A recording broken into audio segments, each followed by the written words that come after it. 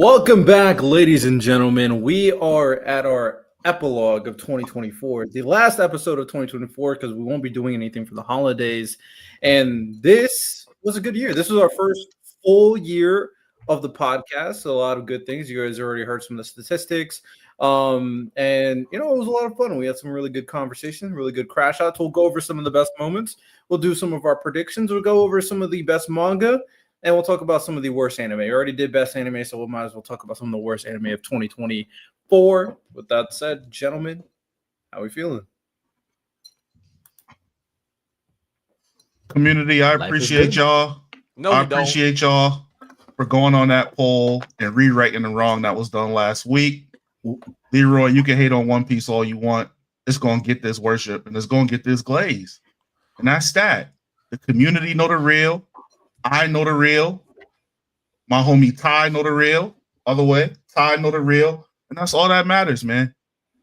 Yo, we done with 3 months of dominance. World government and fool y'all with this propaganda because he's been hitting on y'all for the last 72 hours saying that y'all don't know shit. And now that y'all went his way, now he's thanking y'all. Never a hater. With the 44 fake accounts.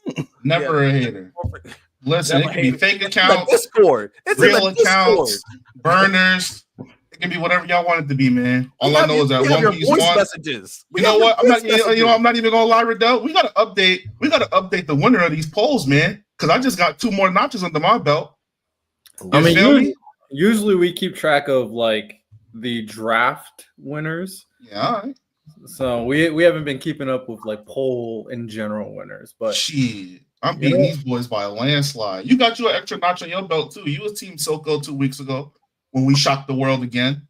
All I do is shock the world, man. It's me, Ty, and J-Rod. We be shocking the world. Team Hero. We really not touchable. Riddell be shocking the world. Villains getting nothing but L's. What you mean? You say since you said that, I just want to give a quick shout out to the BSS Fantasy Football. Of course, Team Villain is in the finals.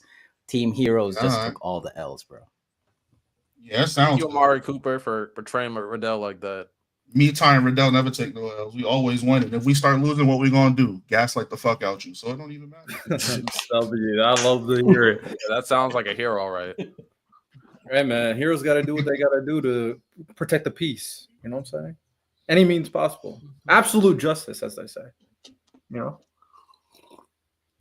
know?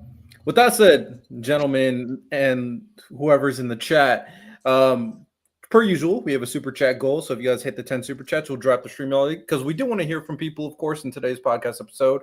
And if you guys have moments that you guys want us to talk about when we start talking about the best moments, you guys can let us know that, of course. This is going to be very much an interactive podcast episode with the community since this is the last one of 2024. Also, per usual, make sure you guys go to our link tree if you guys want to join our Discord. Our Discord is where we have a lot of great conversations. Sometimes I'm in the voice chat or one of the other boys are in the voice chat, and we are talking. But whatever. Yesterday, me, Ty, and Lonnie were in the voice chat just chatting it up. We even talked about some manga, anime. So you guys go there, just have a good conversation, party up for the video games, be a part of the tournaments we have. A lot of good stuff over there. And become members. Appreciate every Bankai member, Shikai member who've joined the channel. We'll continuously try to drop more exclusive content. It's very easy. Go to our YouTube channel, join the membership, and support what we got going on here because, we're going to keep on thriving per usual. And shout out the super chat. Sauce first super chat of the end of 2024. He said $5 super chat.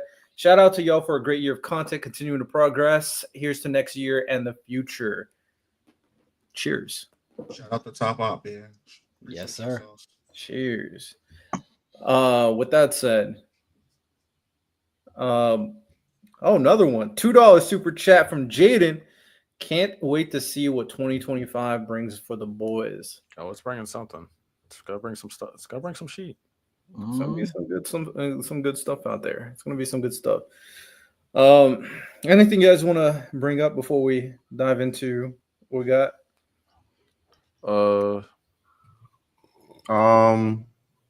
always believe in people in the polls, man. No, you didn't. No, you didn't. Stop lying. Heathens. Lying ass.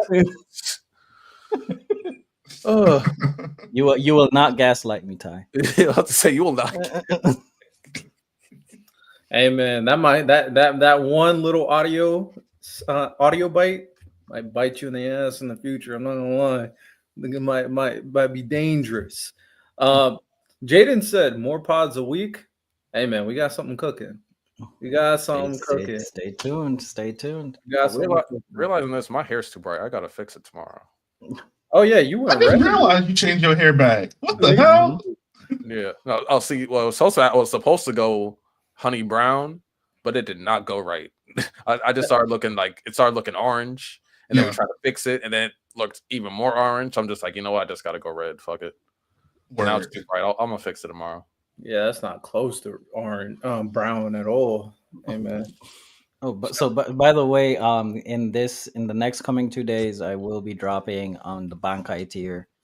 Me and Lani did a video the other night talking about the 10 most influential TV shows that we got. And coming soon, we will be doing a a Marvel Rivals tier list. And some of the members will be in the video. So stay tuned. I will say that was a great episode that I made with Santo. We talked a lot. We talked about philosophy. We talked about consciousness. We talked about life lessons and things like that. I got personal for once. So yeah. And these are things that we both gatekeep. Like I gatekeep all these shows. So this is a once in a lifetime chance for you to see like a non-gatekeeping and an honest Lonnie. So I would say check it out because it was actually a pretty dope episode. Bad. Hey man, Joe, check that out. Marvel Rivals we've been locked into Marvel Rivals. A lot of us have been playing it here. And if we can really lock in, get a real squad so we don't have to rely on some randoms selling us all the time. We gotta do that. We gotta do that. For that to happen though, we're gonna have to be real with ourselves. We're gonna have to understand what roles we should be playing. You feel me? Unfortunately, we all can't be damaged. You dig? We got to do some self-reflection if we really want to climb. Now, we're trying to play quick play. That is where it is. But if we're trying to climb in comp, you got to reflect. Am I hitting my shots? Should I be on damage? Or maybe I should be playing Jeff squirting some water around healing the squad. Everybody contributes in their own way, man. I'm just saying. Hey man, shout out Jeff. He be saving teams with that ult, bro. He be saving for teams. Sure. It's annoying. Hey, man, I was telling Miles, I understand why gamers break their controllers. Getting hit with that ult is annoying. Yeah, I died like twice so far from that ult. That didn't cook. Oh, you haven't played enough. It's a time. It's definitely a time. But my girl started playing with me and random and some of our other friends, and she did it, but she accidentally killed us too because it was our first time. Oh, that's hilarious. Oh god, that's funny. All right, so this is what we're going to start off with. We're going to start off with the bang. We'll go straight to the Discord community. We'll talk about our own individual moments afterwards. We'll see what everybody comes up with. We'll see if we have anything different, and then we'll kind of just reflect on some of the best moments of 2024. And we might potentially, this is an anime channel. This is a manga channel. This is nerdcore to its finest. But moving forward, we might throw some other very interesting. We already kind of talk about video games, but we might throw out some other stuff throughout the shows to kind of spice it up a little bit. So we'll see how that kind of plays because there's a lot of interesting things. And for example, one of the conversations that people really loved is I'll save that for the best moments of 2024. We'll kind of reflect a little bit. But yeah, can you pull it up for Discord? Yeah.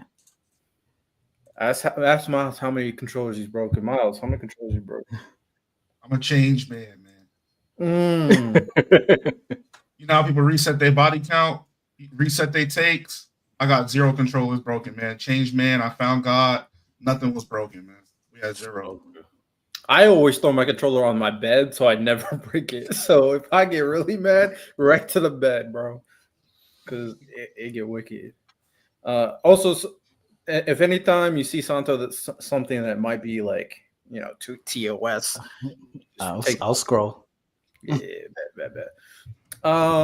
What do we got for the first one? I don't even have to pull it up, and I can't really see it. So I'll just read first from Sauce. He pretty much said podcast related. Miles crashing out. That is a number one seed right now. You see the Silco debate, bro. Your mic gave out. This is what I'm talking about. Y'all be letting the recency bias overtake just a year of effort and consistency. Like, but when that recent episode is that goated, you have to put it to the top because it was right. It was. I think it's the toxicity in that conversation as well. I need to watch that episode. So peak for peak, I can be up there, but when it comes to all time crash out top seed, that gotta be random. It has to be random in the maid outfit, crashing out on J-Rob. This guy. Hey, I'm not gonna lie. When you really think about it, Random is not the king of crash outs. He's the no. You gotta hear the full thing I'm about to say. Random is the king of making people crash out. If you really think about it, Random made J-Rob crash out crazy. He made remember when J-Rob crashed out? Oh my goodness. He made Lonnie crash out crazy with that that was in the Discord, but when we were talking about Mushoku Tensei versus Makima, oh my goodness. He made me we're gonna keep that one away. It's literally to the point that we cannot talk about it. It's literally that we shall not be named topic. For sure.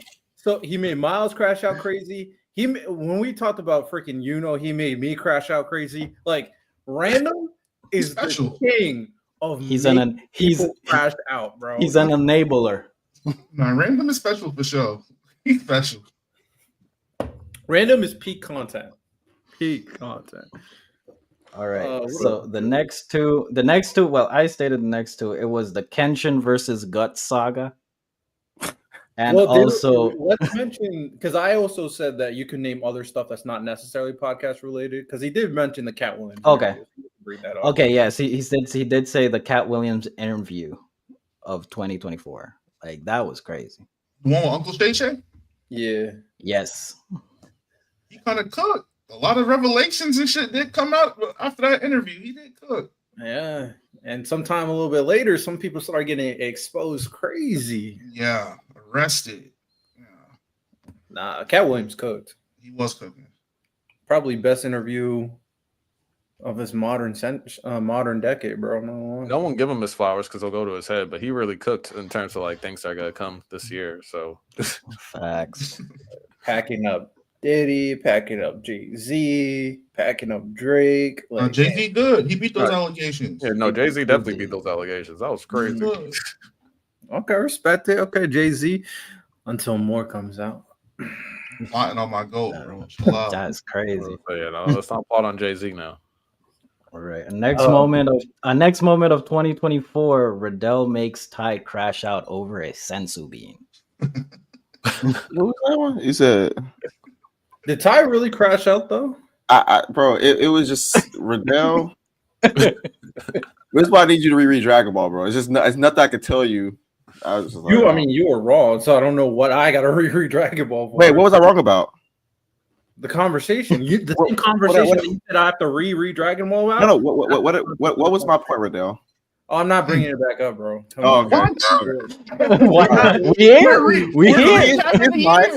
His mindset was Goku gave the Sensei bean made the situation worse, and I said how, and he couldn't tell me.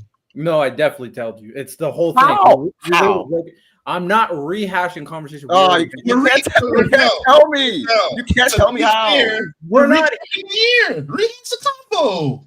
We're recapping the year. It's the perfect time to rehash old combos. No, we are. He knows he's wrong. He knows he's wrong. He knows he's wrong. We're not going to bring up a conversation.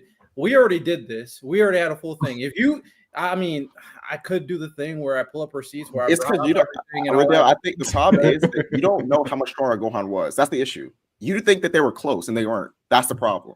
You don't understand that Gohan in Super Saiyan was far stronger than Cell. And because you can't understand that, you think that Sensei mattered. That's the issue. And it's okay, Riddell. It's okay. I know. You can say whatever you want. It was GG's at that point. But you know the problem with that is that the fact that we have evidence in the story. Because Gohan, Super Saiyan 2 is twice as strong as Super Saiyan. Gohan, with half his power, beat Super Perfect Cell. What does that mean? He was at Super Saiyan strength. He beat Super Perfect Cell. He obliterated that nigga. I don't gotta rehash. So that means that Super Saiyan Gohan was far stronger than Cell. I already handled my business. That's just the story. That's just the story, y'all. It's just so when Ty asks, "How did Riddell make me crash out?" Right there it is. I didn't ask that. No, I asked him how do Goku make situations worse? He couldn't tell me. That's what I asked. I mean, I did. crashed out. He just couldn't tell me. I already did it. I'm just not rehashing it. That was Riddell's running. He says not rehashing, agree, disagree. You know, he just talking bullshit. He's talking a bunch of bullshit. He's talking bullshit. That's easy to say. Just talk like easy to say. Well, I get it, Riddell. I get it, Riddell. It's okay. It's okay. I know. What's the next one? Another well, I put the J-Rob doing the gritty and Lonnie describing Yuha as Quincy Hitler Jesus. Is that not what he is? Is that not what he is? Is that not what No, he is. He is that. I mean, all right. Bosa Star says randoms crash out in the maid outfit. Yeah, that's another one seed. I can't believe he wore that on live YouTube. Crazy. Taylor sent $100. I respect him from wearing that. Respect. What was he crashing out about? It was like dude's brother. I feel like it had to do with Rudius. It was Demon Slayer. It was Demon Slayer. It was the dude's brother and how he was getting treated by the. Yes. Oh, it was the Nezuko and the Sonomi thing, right? Yeah, the Sonomi's brother being mistreated thing, and like Sonomi's a bad brother. And J-Rob was crashing out too. Because Random just got done saying the same thing over and over. And like, we're going to change our mind. I forgot to bring up. So he made everybody here crash out. He also made Ty crash out. I forgot to bring up that example. When it comes to Bakugo, he makes Ty go crazy. I was just about to say that. The next one, it's Rudius is worse than Bakugo. You're muted. You're muted. Hold on. All right, I'm unmuted now. I'm not bad. Here's my problem with random, right? Even though the Rudius thing, we love to pick and choose who gets grace around here. Really strange. My biggest problem with random was he lied about Bakugo not listening to the teachers during the when they the villains raided the camp. Yeah, I was like, he listened to them. He was like, no, he didn't. He went against them. Like, no, he actually listened to them. And then when they told Bakugo, so they told them to fight. Bakugo listened. They told him not to fight. He also listened, and he just got captured. That's what I was mad about. I was like, random. He literally saved Todoroki and listened to what the instructors told him to do. That's my biggest thing. I know the Rudius thing. I know he has a bias for Jabba's. That's fine. But I was like, come on, random. Random needs to now make Santo crash out. He has to. If Sauce talking about collecting the Infinity Stones, no, that's random. Random is about to collect the Infinity Stones. He's gonna make Santo crash out. He just be chatting. That's why. By the way, $2 super chat from Creative Bobby. I feel a righteous fury when Ty crashes out. Man, yeah, it feels like you're arguing with a pastor sometimes. Like you feel no, random. Listen, let me got random. I love random, but that Bakugo, hey, we gotta figure that out. Man. We gotta. No, we can't be out here loving Rudius, but then Bakugo, we forgive him what he did at 12, bro. Come on. So I'm just saying, random got one-ups you right there when it comes to making people crash out. Random's undefeated. It's a superpower. Yeah, he's undefeated. Well, with that being said, Sauce actually introduced the next one. It was Riddell saying, "I can't let him duck," because he got triggered when Sauce said 3 for 10. Oh yeah, when he gave up the job interview. Riddell literally lost his mind when he saw that. He said, y'all be acting like I miss every shot. We're like, bro, 3 for 10 literally means you make 3 shots. No. Y'all say I miss every shot. Like, bro, take a deep breath. You're saying I shoot 30%? Yeah. I can't. It's like I It can't was- let this it was slide. a- I can't it let was this not- slide. It was a combination of things, of course. That played a part of it, of course. It wasn't I the cap. can't let him duck. I Yeah, can't let him I get just- away with this. I had to handle business. You know what I'm saying? Also, you forgot Preacher Random. Oh yeah. Feature yeah, random. Susdix, Preacher Random. That was just me. Random and Riddell. We just went over that. He's a royal from Yes, Random. I mean, yes, Riddell. He's a royal. A royal. His No. impact was lessened because he's a royal. He is of noble heritage. I You know, do- Bro, All of that I hard know work. about it. you know what? Random can have. Show me that. one training arc. Even though I already tore He apart. didn't need to. He's a royal. I don't actually, already I don't mind him being a royal, but Asa does carry him like on the backpack. That's still true. That's still true. But I actually like He's actually like I I don't like think too, but he takes a nap and gets a power up. No nobility getting carried by a commoner. We're not taxing him for that. I mean, that's the bridging the gap between commoners and royals. A commoner carrying like that's literally thematically. Hey man, I don't know. It's about to cook. A bunch A of royal chat. with Did he?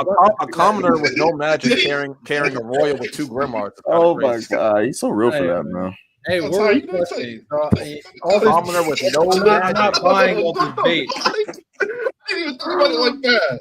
Oh my Commoner with no God. magic carrying a royal with 2 grimoires. Crazy. Yo, Ty literally, he definitely, literally WB. bridged the gap. WB. What the fuck? It bridges the gap like real. It's the end of 2024. None of y'all bait is gonna work. I'm not. Who said this is bait?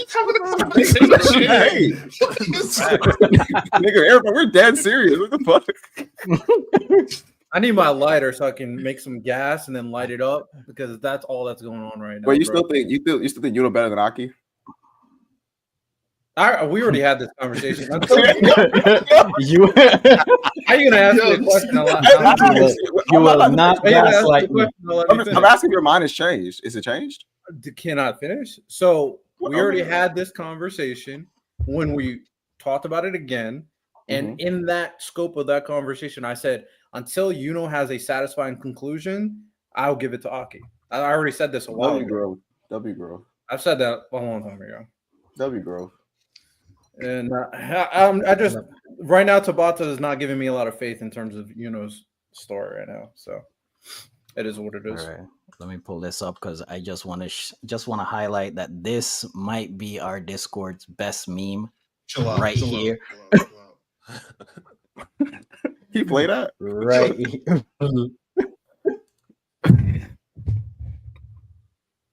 Can you guys hear it? No, you didn't include the audio. I don't think We don't need the audio though. Just look. Listen, Random got me out of character. It won't happen again. It was all theater. All right. Hold on. Theater. No, I'll tell you exactly when it's gonna happen. I'm gonna pull up the. He's gonna start. I'm gonna pull up the audio. He's gonna start reading One Piece. Please, God, don't have. I actually don't want Random to read One Piece no more. I really don't, because the shit that he's gonna be saying when he reads that story, bro, I'm gonna wind up strangling that man through the screen. Are there any bullies in One Piece that he's gonna crash out about? Who are the bullies in One Piece? Bullies? Akainu was definitely a bully. Oh, he's gonna hate on Akainu. Think about bullies of characters that are on the good guy's side that you have to root for. Oh, he's gonna hate. He's gonna hate Nami. He's gonna hate Nami. I don't think you will. I don't think so. That's a talk. She kind of toxic at times. She's gonna hate her. You know what? He's not gonna like Bartholomew. He's gonna see him pissing in the Coliseum. He's gonna. This guy's a dickhead. I don't like him. Actually, you know what? Kid. I think he's gonna hate. I think he's got a problem with Luffy. I also agree. I was thinking Luffy. He's supposed to be like, why did Luffy just do this? I'm like, because he's Luffy, man. Like, what? He's not gonna like how. I think he's gonna have a real problem with Nami. We should place our bets. Who's gonna be our character Random has hate for? I think it'll be Luffy. That's hilarious. Yeah, I'll put do $5 down on Nami. Hey, I really do want. I mean, I might in the future. I might even take it upon myself. But I hear you, Miles. I know you don't want him. But also, Random needs to read One Piece. It's time. Yeah, he needs to read One Piece. By the way, I did tell Random. Lord, bro. I did tell Random that we should make a series going through the journey of One Piece. Me and him, because I'm not caught up yet. Where were you at, Rasanto? I literally stopped with Whitebeard. What? Wait, like Hey. Marine Ford, or when they first meet with Shanks? When Whitebeard dies. Marine Ford. You stopped there? That's where I stopped. Yeah. Yeah, you crazy. You know, I've never heard niggas stopping at Marine Ford. I mean, people get motivated to read more after Marine Ford. I mean, we have a captain right now reading The Land of Waves for the 12th time. Okay, W deflection. W deflection. That is No, this is the W deflection right here.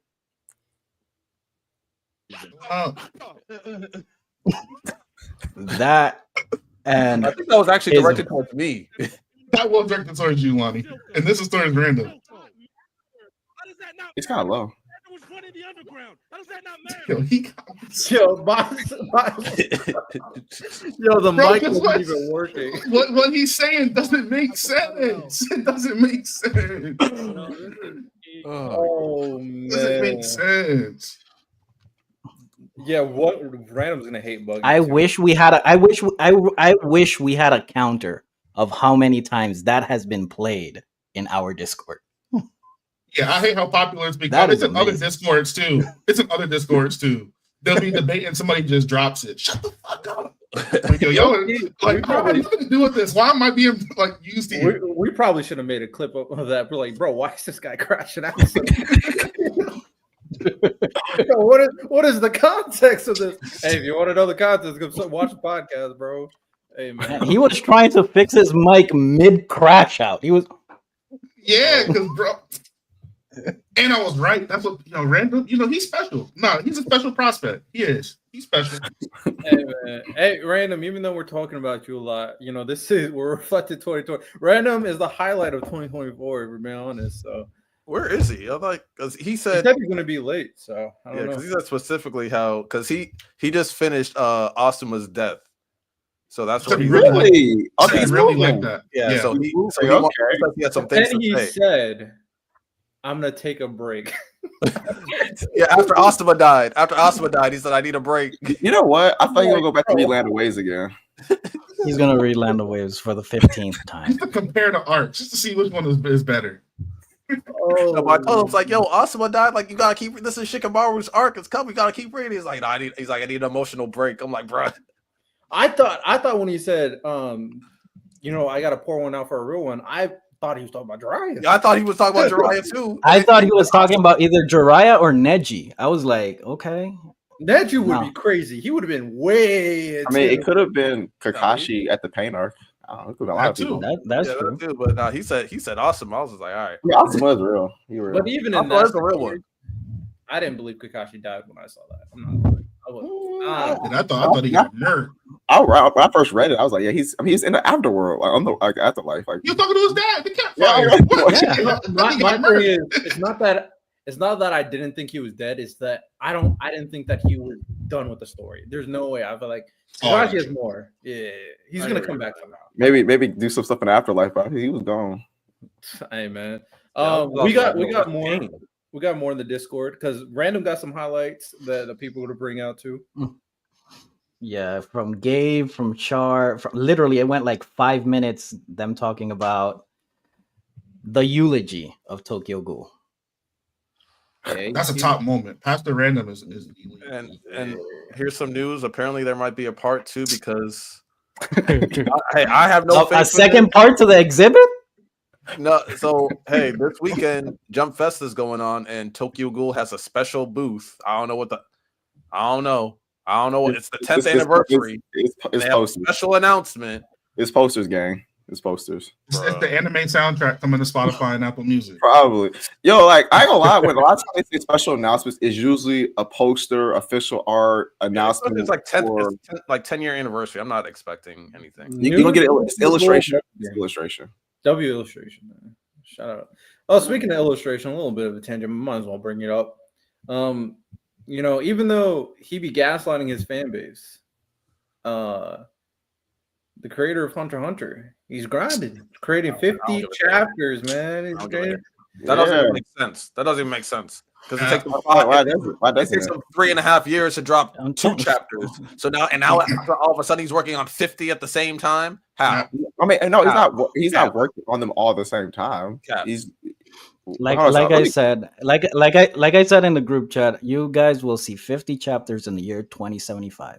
Exactly. I can read out the tweet he said. He said, "We are currently checking and adjusting the dialogue and timeline for the next 50 episodes that will be published. Once it's finished, I will resume inking the manuscript, which I had left off." So he's just planning the next 50 chapters, then he'll go back to the chapters he's working on. He's not even the fuck out. We don't care. Damn. No, they made it say, "Oh yeah, he's about to have it all finished." That's what people like he's about to drop he's about to drop a whole novel on us. No, he's just writing out what he wants to do. I don't care. Let me write some notes. Because it takes him 3 years to drop like 10 chapters anyway. So what? His grandkids are gonna be dropping those 50 chapters that he has planned out. That's what he's doing. He's setting it up for his grandkids. Hey man. Ty, you're muted again. That's better than nothing. No, it's not. Some other things that people said was the Spark and Zero tournament. People really like that. That was fun. That was what we did in the Discord. Hey man, if y'all got some more games that everybody has, I mean, we can't do Marvel because it'll have to be like teams of 5, and I'm not sure how feasible that is. But like I said, any more games, man, I'm willing to host. I got my setup proper this time, so the stream won't be as fucked as it was last time. Yeah, if y'all want to compete, y'all want to get bodied by me because none of y'all ain't fucking with me on none of these games, let me know. See me in Foho. What game is that? Oh, I don't play that. You got it. I'm ducking. If this is a game I play though, yeah, you getting smoked. I mean, next year, Virtual Fighter 4, the Arcane game comes out. So listen, I don't play football games, right? Because I'm ass. I don't understand them. But if y'all want to do a Madden tourney, we can run it up. For real, I'll hop on Madden tourney. Also, this is very much a side note. Togashi also dropped like character sheets on his Twitter, and in the caption it said W. I was like, is he chronicling online or something? Like, he's trolling. Until he gives me Crollo versus Hisoka Part 2, I don't care. Who's trolling more, Kubo or Togashi? Kubo, bro. Kubo. Yeah, I'm gonna give it Kubo. It's Kubo. Let me tell you why. Because Togashi's releasing chapters of this. Let me tell y'all, the Helllark's never coming out, bro. I'm saying that because that one shot came out during the anniversary, which makes sense. That makes sense to me. You drop a chapter for an anniversary. But I don't think he was ever planning to do an arc. He says, "Oh, I'm gonna drop an arc." But I stop asking. Like niggas, your fans are not gonna stop asking. That's that is just a crazy statement. You know what's funny? Crazy. You know what's funny? Like I think it was last month.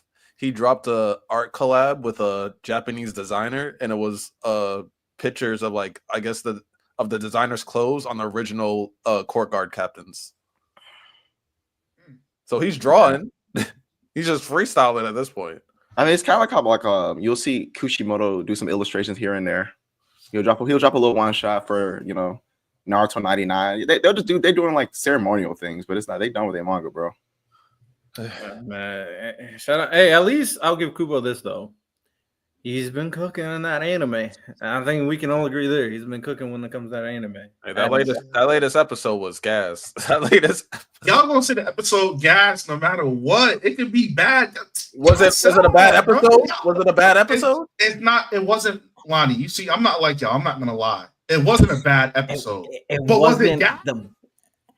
Okay, your issue is the term gas. I think it was good. Like it was okay. It was a good episode. I'm not gonna say it was the all-time peak episode. No, hey, Miles, you let him sit with it, man. Just you see the hate. You see the hate in Miles.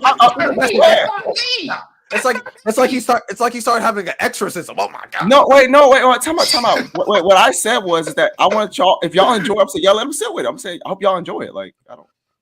What? I'm not talking about you, Ty. I'm talking about Miles. Talking about me. Oh, okay. As soon as I said gas, he went like he's because you're lying. You're lying to the people.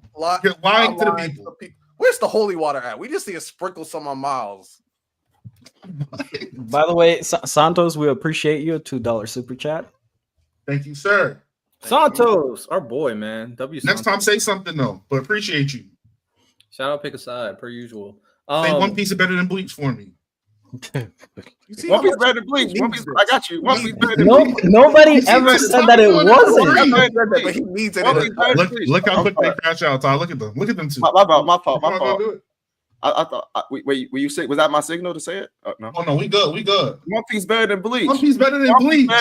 Yo, Riddell, come on, Riddell. Come on, Riddell. I'm not. I like both, bro. We all agree. Hey, Absolutely. so with that said, couple more super chats and we'll drop the link. Also, a few things on our YouTube recap that we got, creator recap. Our most viewed video was the Why Ordeal Will Redefine the Black Anime Landscape. Our most viewed short was Yuta One Piece better than Bleach. Okay, another One Piece better than Bleach. 2 other super chats. Hey! Wait, honestly, y'all all agree with that, right? No? Yeah, I hope. Yes. Oh, yes. Overall, yeah, but I'm talking about. No, I'm just. I wasn't fighting you guys. I'm just wondering. Because Bleach gets a little shine, and it ain't better than One Piece. It's almost, you know what it feels like. One Piece It feels like can they beat Goku? That's what it's the same argument. Can they beat Goku? No. Can they beat Goku? Is it better than One Piece? Is it better than One Piece? It's the same. First of all, everything you're saying right now, this whole tangent you going on, to me, it don't matter because you out of your own mouth. Why are we punching down? Why are we punching down?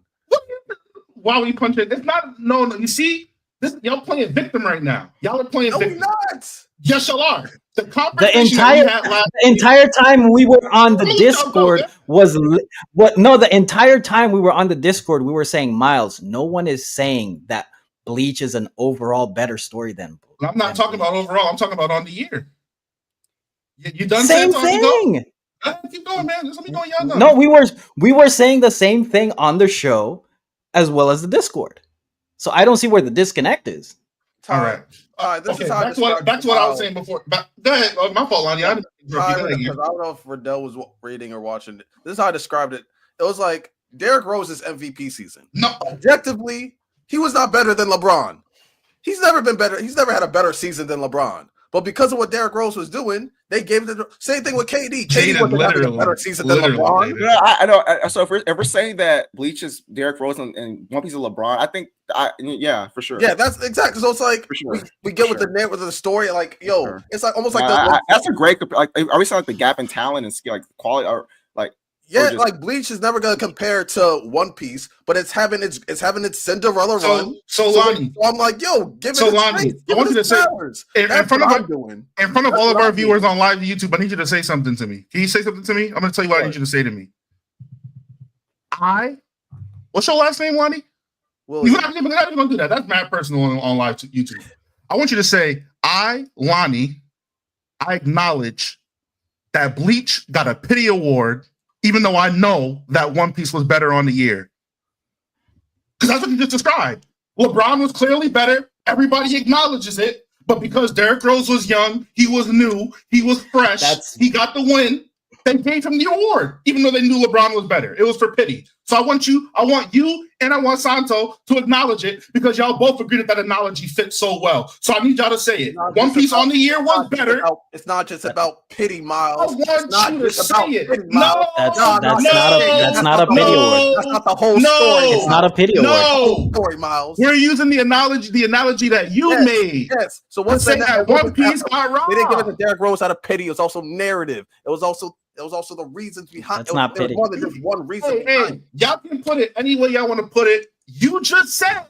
You just said. You see, it's not even me.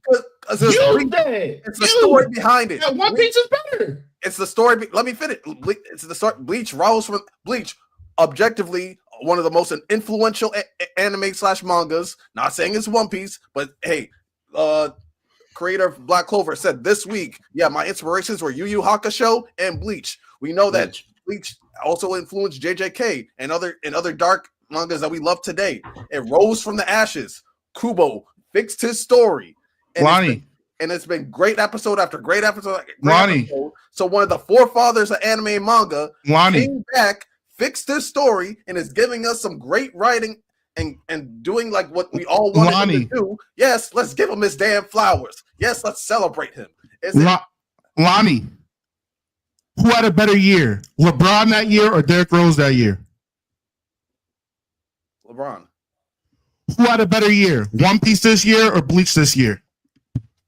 I'm going Bleach. Fuck you. You see, Bleach. Yeah, that was fuck you. That was fuck you. So I want the record to show why he's not consistent in the logic that he created himself out of his own brain. As long as y'all can see that, I haven't had to make a point or say anything. I'm only using his logic. I don't gotta play by the rules, Miles. I'm a villain. I don't gotta play by the rules. You don't. I don't. But I just want y'all to recognize. Just D. Just D. That's all. Hey, And Santo, I already told you how I feel about your ass. You No, are Marine forward. I I don't want to hear nothing. I'm just saying this is my point. I mean, I am coming from a place that I haven't seen it. I've seen clips, I've seen a couple things from the anime. So this is what I'm saying. One Piece is already a 9.5 to a 10 on a regular. Anything that it drops, it's going to be a 9.5 or a 10. Bleach objectively, like you said, your own words, it's mid. It's just a bunch of mid. It is. So taking it from mid to a 10, I am giving it to the impact that Bleach has done for the year. So now that we've gotten the narrative out of the way, what was better though, One Piece or Bleach? Oh, no narrative, One Piece. No narrative, Okay. One Piece. But that ain't the real world, Miles. People, y'all hear? We use narratives around here. People, y'all hear the truth? People, y'all hear the truth? As long as the truth is heard, that's all I care about, man. Yeah, no. I haven't shifted. I'm just saying from the impact from taking something that was complete mid to greatness right now. That sounds good. That sounds great. Let's read the super chat. So Creator Bobby said Miles so thirsty to hate Bleach. Lay it on me. Throw all the super chats my way and say I'm a hater. I love it. Jaden said biggest Bleach hater, Miles or Ty. Still Ty. I'm not gonna lie. Creative Bobby with the gifted membership. Matt Shoots DW4 has gotten that membership. Shout out you, my boy. And Santos said, if we talk about this year, Bleach was better. He betrayed me. Now we're not cool no more. Betrayed me. We cool. Hey, man. People talking their stuff. I'll also say this that I completely forgot what I was gonna say. I'm gonna tangent though. I'm gonna shift a little bit. So in terms of the recap of this year, like I said, the best video was the Ordeal video. Best short was the Yuta is Gojo short. I don't know how it's not the Ichigo's a fraud short, but maybe that one did more numbers. And that was the JJK spoilers for Yuta is Gojo because Yuta's the GOAT. He does numbers because he's the GOAT. And then our best live stream is comic books versus manga King Lion, of course. That was a great episode. That was a really good one. So solid year. Kent said Yu Yu Hakusho top 5 and Naruto is overrated. We know your Yu Yu Hakusho love. Oh yeah, Naruto's overrated. It's crazy. It's ridiculous. Yeah. Do people overrate Naruto? I think after that pain arc, you know what I'm saying? The quality kind of dipped a little bit. People don't like to acknowledge it. Is it like top 3, top 5 all time? No. Nah. Did some people put it there? Yes. Yeah, it's one of my 10 favorite series. Yeah, same. Yeah, same. I agree for sure. So, what else was gonna say? I forgot. Well, we talked about a lot of y'all moments. Appreciate y'all in the Discord. Does anybody here have any big moments that we like that wasn't mentioned for 2024? I was gonna say the introduction of Nightbot. Yeah. Nightbot was crashing out on everybody. It was. I had to fix Nightbot. I had to put it in its place. I think there were some great JJK arguments that we had, especially towards the end, because we were trying to figure out. Because some of us were assuming things were going to happen that didn't happen. JJK was just a roller coaster for us. I feel like it was. Oh my goodness! The defense of Puddleman Sukuna at the end. It was a perfect ending. Perfect ending is crazy. Fuck out. Bro, the ultimate pinnacle of strength, power, reduced to that. Boy, look at how weak you are. We were scared of you this whole series, the greater part of 10 years, and look what you've become. I would also like to mention that Miles was low-key hating on JJK as well. No, I was not. Yeah.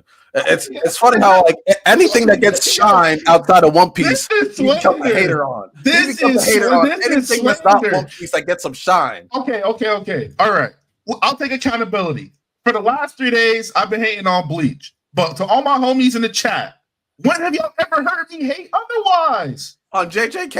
I don't be hating on JJK. I just think it's me. W. What I've always said about JJK is people expected so much from a story that never once showed or provided that throughout the entire course of the story. That's what I've always said. I gave the ending a 7. I gave the end of Sukuna a 7. I just think the shit is just average. I don't think it's some crazy series. That's not hate.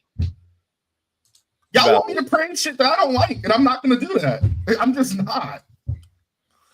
Yeah. Gojo's a Hall of Famer. Well, we already know how I feel about him. Now, on Gojo, I definitely hate him. Oh my goodness. Leon says shout out the TN combos in the Discord. Y'all hit the 10 super chat goal hella fast. I'm gonna drop the link.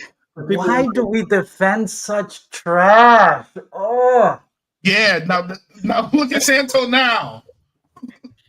I feel hey, you can respect when someone does something respectable. You know what I'm saying? I saw it today.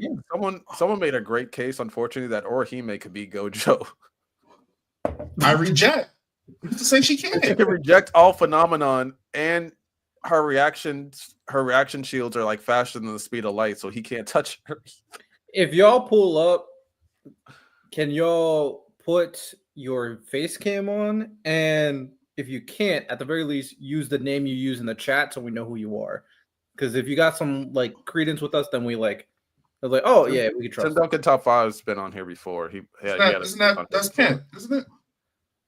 If that's you, Kent, I need you to change your name to Kent, not Tim Duncan. Sure that's Kent. Well, Tim Duncan Top 5, he's been on here before with his face on. That's what I'm saying. Yeah, that's Kent. yeah. Oh, there we go. See, I got to keep the rules across the board. Kent also sent the super chat. Give me FMA Brotherhood over Naruto all day. I think we all agree. Good. Yeah, that's not an argument. Yeah. FMA Brotherhood's like top 3 consensus for me. So yeah, what's going on, fellas, man? Thank y'all for having me on the show again. No problem. What is your best moment of 2024? Talk to us. If I had to give one, I would probably say actually getting into Shangri-La Frontier. That's my best moment so far of this year. Because I haven't really been that guy that gives those type of genre anime a chance. But after watching you guys' show, and I forgot who it was that recommended it, but I was like, well, I'll give this one a shot. And yeah, it was just it was for me. It's crept up into like already top 15, top 20 anime personally for me already. So okay, respect. Top 15. Yeah, that's left is real good. It is really good though. Yeah, because it's very interesting the direction of the show, because it's especially how it grabs your attention, where it's like it's a guy who feasted off terrible games, and then all of a sudden the one good game he happens to get into is this global phenomenon, and he's just going through it, receiving the most random of random side quests and power-ups, and it's like, okay, what's next? I'll never steal y'all wrong with anime recommendations. You don't. Yeah. Oh, and also Blue Exorcist, because I've been waiting for Blue Exorcist for the longest. So Blue Exorcist coming back out this year was a big one for me too. Big W. I respect both the Blue Exorcist anime has kind of put itself on track. We need more series that came out back then that kind of just like, hey, give us a soft reboot. Let us kind of redo things. You know, we need that Hitman Reborn reboot, redo. And The Gray Man, please. The Gray Man, for sure. It is excellent. We need that Magi one. They got some gems, and then they keep on bringing out mid. Instead, it's like, bro, lock in Anime Studios. Is it me, or did if you guys have seen it or not? I'm not quite sure, but do you guys think they kind of ruined Trigun with the newer version that came out? Because me personally, I think they kind of took away the allure from Trigun myself. Trigun had one of the best old style animations, and like it was, I think, a big different turn in terms of like their whole 3D angle. I don't think that they necessarily made it worse. It was just too much of a different take on Trigun animation style wise that I think the fan base. I just think some. No, go ahead. I just think some series they worked so well because of the time they were released in.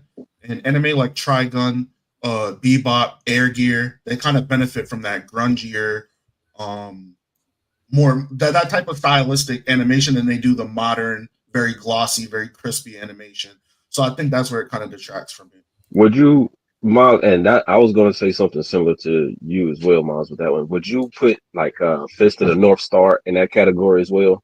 Where like I think it kind of has to be left alone the way that it was, so people can still enjoy it in its original form. Yeah, because I just think when it was released, it got more of that what's the word I'm looking for? It's like a pop culture icon almost. It's right? A staple of that time. Yeah, right. And if you were to put it today, I think it would still be good. I think it would actually pivot people more so towards the older series, but I just don't think it would quite hit the same. The sound effects, how it looked. There's just so much things that just can't be replicated, even though we have better technology now. It just won't be the same. It won't. No, that's a fact. But also, and we do appreciate you. We're going to bring people up one at a time, so we're not kind of congested here on the panel. But you can come back up here a little bit later. But we're going to bring up Jaden because he's in the back. Oh yeah, that's fine. Let's go ahead, man. Guys, y'all do your thing, man. I just want to say I appreciate it, man. You know what I'm saying? I love the show, man. I really do. I love the show, man. Y'all boys keep up the good work. Yes, sir. Appreciate you, my boy. Appreciate you, my boy. And Tim Duncan top 5. Yeah. All day, number 4. Yeah, you never know. Yeah, I. Whatever. Top 5? He's top 10. Yeah, y'all can hear me? Yo. What's up? You're good. You're good. How y'all doing? We good. What's your best moment of 2024? Talk to us. Like podcast wise? Anything. Yeah, podcast wise, I gotta be Random's eulogy. Lonnie, I'm sorry, but that shit was the funniest shit I ever seen in my life. Glad my life is a joke to y'all. And if I had to say anime wise, it just gotta be Egghead. This One Piece all year just been cooking. And I started One Piece last year. I caught all the way up before Egghead started this year. Like anime wise, and that shit is just amazing. Jaden, I just want to let you know I recognize your service to the community. You understand? Us One Piece brothers, it's me, you, Prodigy, Billy Bob, Tank Jones. We run a tight-knit ship over there. I just want to say your service is appreciated. You're always on the front lines. You're always defending and preaching the gospel. You appreciate it, my brother. Just know that. Yeah, I appreciate it. Don't call them brothers. Call them I'm also going to pull up the receipt of Miles saying that the community doesn't know shit.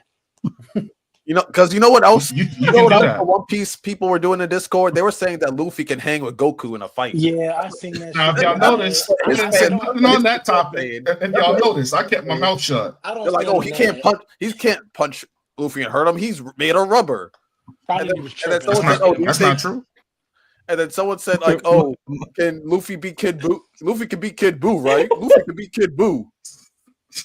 Yeah, I don't know what Prodigy be smoking, but I need somebody because he was tripping. He was bugging, man. That's wild. That's wild. But yeah, Random's eulogy was fire, and I respect it. One Piece, obviously y'all know I'm caught up with the manga as well, but I'm gonna make sure to watch One Piece again. I'm gonna start watching it again because I haven't watched it in a bit. I've seen. Yeah, that shit was amazing this year. Kuma's backstory, he got best backstory in the series. That shit hit home for me because I'm a dad. That shit hit home for me. That shit was crazy. Hitting him over the head with a bat. Come on, bro. They did him so dirty. Like, oh my god. Nah, I'm not gonna lie. I respect it. But appreciate you, Jaden. We're gonna have you hump off right now. We're continuing the show. We'll drop the link again a little bit later since you guys hit the goal, and then we'll have you guys on after we're done with the next segment.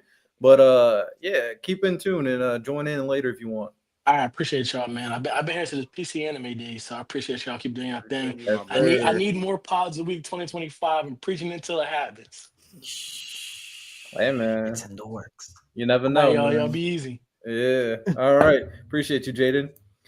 All right, to kind of get back into the thick of things, because we got a couple other things that we want to talk about. Real quick, before we kind of get into that, I did want to bring up this little quick gauntlet thing that I just thought about because I thought I was supposed to do it last week. Oh no, this week actually, because the recent Bleach episode just happened. So I already did the Pernido one, and Pernido is strong as hell, beats a lot of captains. Now let's talk about Lily Barrow. Lily Barrow is broken as hell. King. And I'm not going to use the same captains because I'm going to be honest, pretty much all of them lose to Lily Barrow.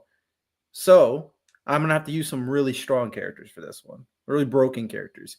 So Lily Barrow, Gauntlet Edition. How strong is Lily Barrow really? Lily Barrow versus Uryu. Who wins?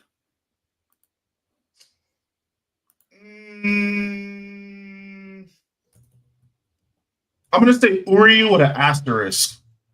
Just because we really don't know the full capabilities of Antithesis and like what's the limits of his activation of it, right? Now, me thinking of Antithesis at its highest level and what it could do, anything Lily could do with him, he could immediately reverse. And Lily making clones, like I feel like his moveset is very weak against Antithesis. It's a really bad one, I believe. Yeah, I'm saying I feel like it would pretty much do the same thing as what we saw when the one Zanpakuto reflected his ability to hit Lily Barrow. Or you would be doing the same thing, and his ability is way more versatile. He can use it at any point. So yeah, he would be a horrible matchup for Lily Barrow because his attack obviously beats him. What's the activation for Antithesis? We don't know. He can just reverse cause and effect. Because like when he went up against that one squad zero mate, he just activated it. He just turned it on. Yeah, but my thing is against Lily Barrow, does Uryu have attack strong enough to just completely wipe him out so he can't regenerate? He wouldn't need to. He can just he can do the same thing the captain did against Lily Barrow, reverse his attack onto him. True. And at that point, once he's like completely weakened, I mean, I feel like Uryu has the firepower to destroy those little clones.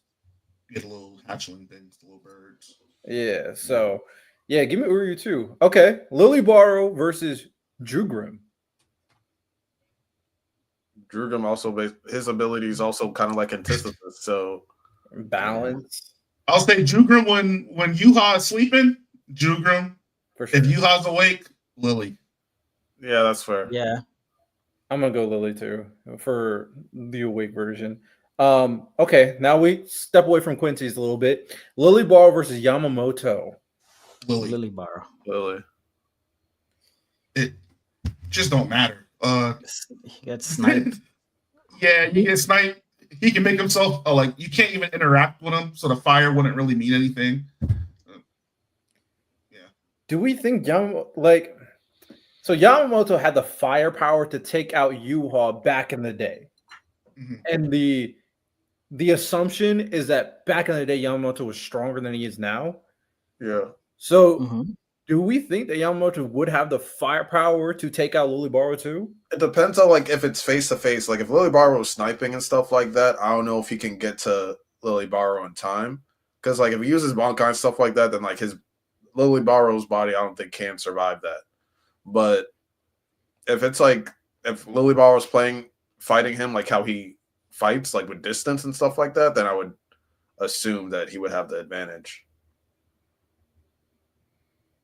My thing with the Quincy, they just have an overwhelming amount of hacks. Like, yeah, Yamamoto's Bankai, don't get me wrong, is hacked out too. But when like Lily starts activating Volstandig and entering those different forms, like I just think it's just too much. Like anytime you have somebody who needs to be beaten by their own shit, like to me that says a lot. Do we think that Lily Barrow's arrows would do anything once Yamamoto's cloaked in that little fire reactor thing? Yeah. The only reason why I say yes is because the way his Stern Ritter ability works is it's not like an arrow. It's just whatever he's looking at, he can immediately pierce. Yeah. It goes beyond like what physical thing is blocking or whatever. It's just whatever he shoots at gets pierced.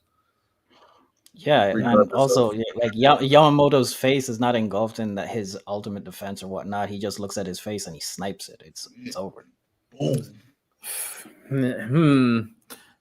Fair. Let's move on. Lily Barrow versus Ichibei.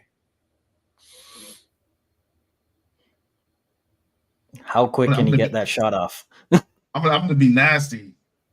So Ichibei can take all the black out of everything, right? He can also make things black. That is true. That is true. He can make it black. That's true. I'm about to say because Lily is definitely all white. I was thinking the same thing. I was like, wait, he doesn't have any black on him. There ain't no black on that boy body, man. Hey, man, that indestructible nature, he just takes it off, man. Like, yeah, but what we know about Ichibei and stuff like that, I think Ichibei technically would win. He should win. Yeah, I'm gonna go Ichibei too. And I don't think Lily Barrow has the capabilities of fully killing Ichibei either. But that's the thing, like Ichibei has to activate his Bankai. He has to draw things out and whatnot. But by then he's sniped. I would have to think about Ichibei's ability to maneuver, because I'm trying to remember the fight against Yuha. He never really he did like the basic type of maneuver around Yuha. Yuha wasn't really throwing anything at him that he needed to seriously dodge. And a lot of these fights were just assuming that like he's sniping them without like them knowing and stuff like that. Is that like the assumption? Like he has the advantage already, Lily Barrow? Well, my assumption is, hey man, we're both fighting 1v1. Mine too. Advantage. Yeah, like let's say they're both standing in front of each other, 3, 2, 1, go. I mean, I got Lily Barrow. Because the reason why I got Ichibei, like if they're like face to face, like Shusui, like he messed up by like just trying to cut the gun and stuff like that. But Ichibei wouldn't do that. He would just use black because he doesn't have a thing to like really cut the gun with. So I think like instead of cutting the gun, he would use black, and then it would be wraps from there. Yeah, I'm gonna go Ichibei too, but I respect it. Last two, and then we'll move on to the next topic. Lily Barrow versus Aizen. Aizen. Give me Aizen too. Aizen's broken. Aizen is broken. So Bleach speculation. Oh, hold on. We'll finish up so we don't have to make the editing impossible. Okay, yeah. Lily Barrow versus Ichigo. Y'all not gonna like my answer, boy. I'm going a lot of speculation. I'm not gonna lie. I'm speculating that Mankai will destroy Lily Barrow. I'm just okay. So we're doing that. Then yes, I agree. Yeah, I have to, because at this, Yuha was so scared of it, he broke it. I have to use that kind of level of thinking. But I'm going with what I have seen. I got Lily Barrow, and that's where I was doing, Santo. From what I've seen, I think Lily would handle Ichigo. It's just matchups, man. Matchups. Yeah, Ichigo. It's only but so many gets a potential he could throw out before he gets sniped. I'm just saying. Mm-hmm. And I'm curious to see how the Quincy arrows would affect, like, what is it called, Blut? Yeah, like the Blood Vein or something like that. Like that defense. I'm very curious to see how it would affect that defense. And if he's able to deal with it, then I don't know. It'll be. But that's the thing. The way that Arrow's explained, it's like whatever I see, I just destroy, or I can pretty much pierce. So I don't know if that goes against that ultimate defense. Like it's almost like reading the fine print of that ability. Yeah, but I'm also assuming, like, at the end of the day, there's some type of like reishi reaction that needs to happen in order for the ability to work. And obviously, like, working is like a type of reishi defense. So I don't know exactly how they would kind of counteract each other. To be fair, we have no idea with some of these Quincy versus Quincy matchups. Maybe we'll get a good idea, Jugrim versus Basby, if they kind of expand that fight. And So we'll see. But that's all we got there, random. We started the show off talking about the best moments of 2024. We had some people come up, talk about their best moments. And random, you talked about quite a bit. Oh, snap. I mean, I'm a man. If anything, I'm a man of the people. I try to give the people what they want. Maid outfit, Lonnie's eulogy. I was fully prepared to bring the suit back out for the Tokyo Ghoul news we're about to get here in a week and a half because no, it's gonna be this weekend. Well, luckily we don't got a show next week. But sorry, I was late. I had to take care of some personal business. But yeah, I'm a man of the people. I'm glad in some way I was able to help you guys enjoy your year, whether it's laughing at me, agree with me, or watch me crash out. Random, we actually crowned you the king of making people crash out. How do you feel about that? I'm good as long as you didn't crash. As long as I wasn't crowned king crash out because we know who that title belongs to. Who? I'm curious. I've never. First things first. Riddell started his crash out a couple weeks ago at 4:00 in the morning my time. I've never. Look, I'm a man. I'll be the first person to tell you I'm willing to crash out over a lot of things. I've never turned down a job interview, whether or not I wanted to take the job or not, just to prove a point. Riddell, you can never call me king crash out when that's on the board. Yeah, I disagree. But I will say this, random. Not only are you the king crash out, but you're the king instigator too. Oh, I'm proud of that. I'm proud of being you made everybody on the panel crash out. Absolutely. And now you have to put the final infinity stone. You got to work on Santo. You got to make him crash out. You gotta put him to the test. Well, we probably would have had that Santo crash out over Dynasty Warriors Origins, but it turned out that we're both like okay what it is. Santo's not gonna play it. I'm gonna play it, and then we'll crash out over Dynasty Warriors 10 when that comes out. Okay, that's where we're at. The Dynasty Warriors was going to be the crash out for both of us because we're both on very opposite sides of that argument. And by the way, real quick, the Veilguard review, the script is very hard to make because I'm trying not to be an asshole, but I've basically become an asshole. Lonnie, you will be proud. You will be proud of what I do in that video. And Miles, stay after because me and you need to have a conversation. But you've been ducking my calls. You've been treating me like one of your side chicks, man. I don't have a side chick. I only got one. I'm not. Yeah. Somebody else in here. But before, why you throwing it straight at the stuff? You crazy, boy. You gonna get somebody caught up, boy. Before I borrow right now. Before I forget, some new news did come out before their Red Stage thing about Core 4. And apparently Kubo said to the animators and editors a specific name, which made them go crazy. And a lot of the speculation is Aizen getting a Bankai. Mm-hmm. So that's number one. Yeah, so Aizen getting a Bankai is number one. Two, of course, is something referring to the Hell Arc, a name that would reference the Hell Arc. The only speculation I could see is what's the spotter that was talking to Mayori, even though he only knew him for 5 minutes? Ciel Zaparo. Yeah, so something about Ciel Zaparo maybe appearing at the end of season and the end of Core 4 to spark the Hell Arc. But those are the two things circling right now, either Aizen getting a Bankai or that. So I also sent you a video also where Kubo was mentioning that in Core 4 they're going to be complete episodes that are anime only. Like not just 15 minutes of extra content, no, like full episodes with an S. I'm not gonna lie, Kubo's about to take 2025 too.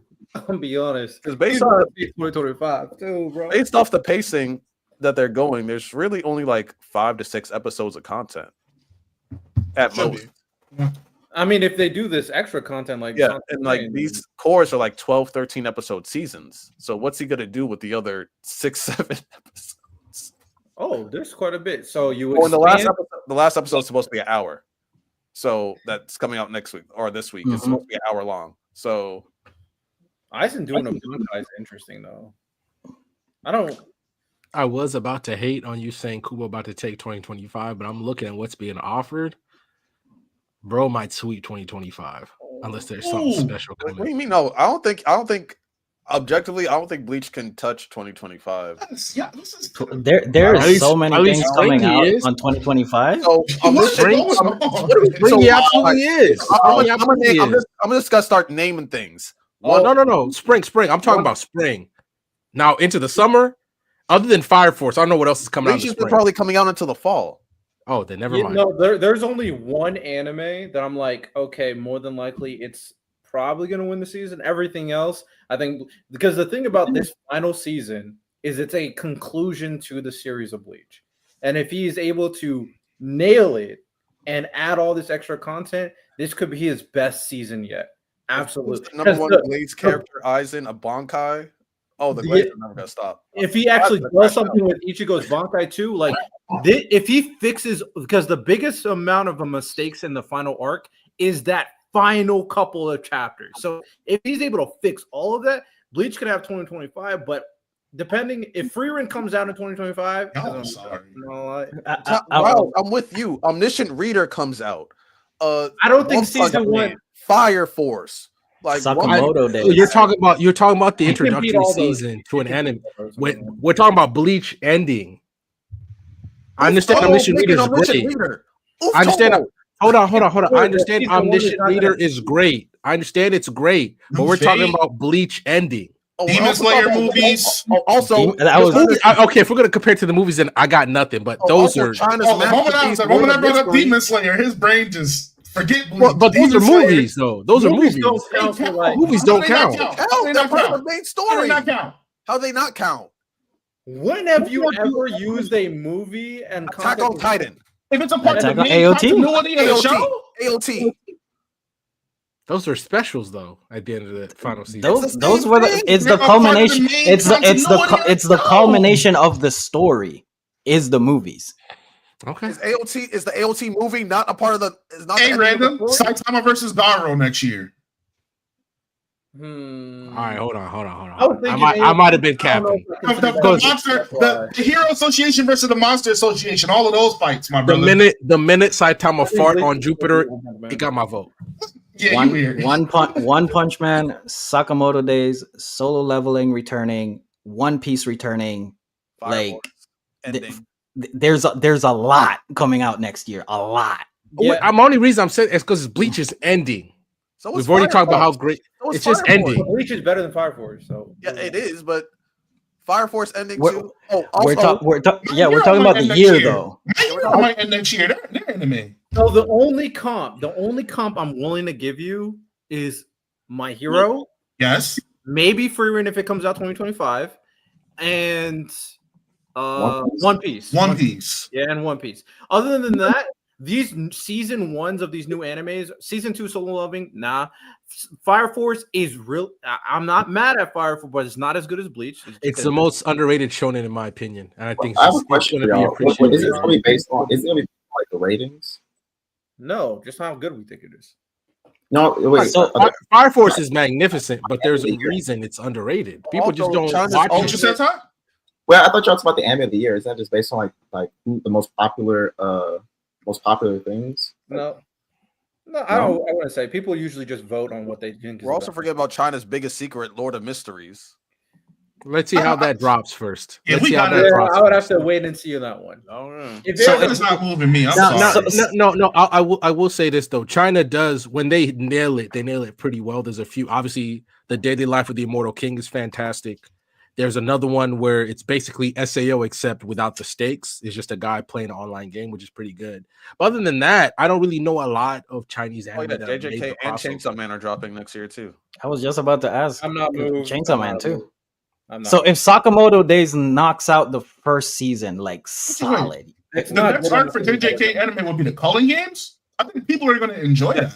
Also, Maki going crazy. Maki going crazy. That's good 2-3 episodes. Maki going crazy. We get the Yuta moments during the Culling Games. We get Bleach is bigger than all of those. We get Kenjaku versus what's her name? Yuki. You have Sukuna taking Megami's body. There's a lot of crazy. There might be greater moments, but if we're talking about what 1,000-Year Blood War has done, where you guys, I'm not the Bleach guy. You guys talk about it every week. You guys. Wait, we're about to say random? What? I just think because Get the hell thousand year blood war. I'm saying like you guys what? Like us what we what? Ever since I said Bankai, Ty's been making. I didn't say anything. I'm asking. No. Making a face. All I'm saying is that since Bleach is basically ending, and 1,000-Year Blood War has legitimately changed the perception of Bleach this year. That's what it's done. Because people always talk about how bad the ending for the Bleach anime was. I know. Am I wrong for saying that? Am I wrong? You're really getting the Bleach hater tag, bro. No, I'm asking. I'm just asking a question. I love how Ty I just love how Ty insults very subtly with let me ask you this. Let me ask you this. Know your name, Ty. Go ahead. Let me ask you this. Go ahead. I would actually tell you this because I'm gonna see a fun story. Me and Riddell in Discord. We were out because I haven't watched this specific core, right? And they said all this lore dropping the perception of this arc. Because I was like, oh, so what lore they dropped that you think changed perception? And he wouldn't tell me. I'm like, what? Tell me the lore. Like, what happened? Like, what is happening? That now this arc is different. Listen to me. What I said is you said the Soul King. I'm like, what about the Soul King? So I did name something. I referenced. No. But Riddell, if saying the Soul King doesn't tell me anything, okay, the Soul King what? No, I said they added more exposition on the Soul King. They showed what was the exposition? I mean, I'm telling you when it comes down to what are they doing. You want me to break down these niggas talk? I asked Riddell, then I asked you what exposition. Then you was like, man, they got the or you find like, go back. So Ty, now that we're here. They brought up how when the Soul King with the Ichigo stuff, they brought up on that we're using with Ichigo when he's going down that path. I brought that up with how that was in the manga. That was in the manga. That was in the manga. We talk about Ichigo being preferred to be the Soul King as a replacement. No, I'm talking about the whole path when he walked down that path and then saw these flashbacks and we saw the Soul King and he's breaking down and it was getting explained. I don't think that was in the manga. Wait, you said the Soul Ichigo's walking down a path. The visuals of the walking down the path for the trial and the flashbacks were not in the manga. Yes, I know, but what did we learn from that? What did we learn? So from that one, we learned that what they're trying to do with Ichigo, which is very interesting. We always assumed that. You talking like the Soul King thing? Yeah, we got a more clear explanation on the intent behind Ichigo and trying to mold Ichigo to this product. We also got a visualization of the Soul King as he is being broke down, and the interpretation that Yuha both has on the Soul King, but also Ichibei and Ichigo now. Slow down. I'm really trying to understand. I'm not your enemies. No, you're not. I see. This is the no. I want you. No, he's not trying to understand. I'm laughing because it's funny, but I'm being so serious. This was gonna ignore my laugh. And then he's gonna simplify it to my laugh. 3 words. Ignore my laugh. I'm laughing because of how this looks, but know that it's coming from a pure place. No. So watching him break down, like he was like crying. Break what down? Like who? Like when you say we watch him break down what? I'm Santo, help him out. Do you want me to tag in? Yeah, I'm being so serious. What new stuff did we learn? What did we learn? You say you watch him break down, like crying. No, so like you know how like he had like, it's like the right hand, the left hand, the heart, and stuff like that. We got to see that. So you say you got to see him like get tore apart or something? No, it's about getting torn apart. Well, I can't remember clearly, but was Ukitake's backstory in the manga? Yeah, about the Soul King can, yeah. Right. It was like more fleshed out here. We also what did they add, Lonnie? What was more fleshed out? So I see. I'm just talking like dialogue. Can I? And see, they're not trying to listen. They're trying to. No. I haven't heard a single thing. Here's my problem. A single thing I didn't already know. That's what I'm saying. You can't say they fleshed it out and then not be able to provide me how it was fleshed. Just tell me how it was fleshed out so I can say, oh, okay. Nothing y'all have told me. Nothing y'all have told me is something. Nothing y'all have told me are not things I already knew these things. So I'm trying to figure out what is the new thing I didn't know. But this is what was more fleshed out. This is stuff. Well, I'm gonna let Lonnie go and then I'll So in this core, they revealed that the true biggest bad is the fourth dimension, which is hell. They revealed that. They also revealed how they also made the first movie canon by talking about What? No, I'm listening. I'm like, which movie? The one with the memories of the memories thing. Oh, that blonde girl, I think. No, not the blonde girl. The one with the autumn powers and the staff. The one with the flowers, though. Okay, they made that canon by what? Because there are these pocket dimensions. There are these pocket dimensions that are created that are also connected to hell, and then Kisuke modified one of the pocket dimensions to help travel up to the royal palace. So that's another one. What else did we know that already? It wasn't explained at all. Well, it wasn't. Okay, so we figured out. So essentially, we figured out how they were able to get to the royal palace correctly. Okay. They with the Udatake thing, I think most of the stuff was in the manga, but in terms of like I think some of the conversations weren't. What I'm missing something important. I'm going through the fights. I'm trying to think, but what I'm trying. You know what? I'm gonna watch this. I'm gonna have that manga by my side. I'm gonna see that new stuff, man. Yeah, go ahead. Actually, yeah, do that.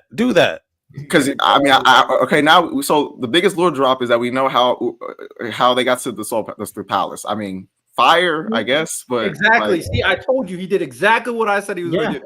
That's all you told me. That's all you know. I'm tripping, bro. Okay, I'm on your side, bro.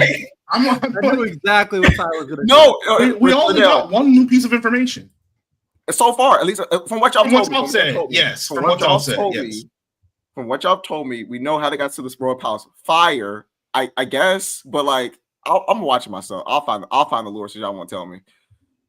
So now we didn't say. And I also just said that the biggest, the greatest, that the big bad is in hell. It's not the big. It's not villain is like the main villain. So the Soul King, his main purpose is to protect the three realms from the fourth, from the big evil, the fourth wall. And every time, and like the episodes leading up, they keep on mentioning hell. They mentioned hell like at least 5 or 6 times in Core 3. And so like Utake and Unohana, you see them have a conversation like we'll meet each other in hell. Soul King protects from the great darkness. The only 3 dimensions that he holds together is Soul Society, Human World, and Weko Mundo. What's a 4th dimension that we know of? Hell. To actually add to your point, Lonnie, I kind of think that's where the Xayalaparo Mayuri interaction kind of comes from as well, with Mayuri being that close to death. I think that's kind of tying into that too. I'm not gonna lie. I didn't even think about that. Well, that's interesting. So like throughout the whole Core 3, he keeps on mentioning hell over and over and over again. That's so nasty. It's so disgusting. So we learned about hell. We learned about the method of travel. Move on.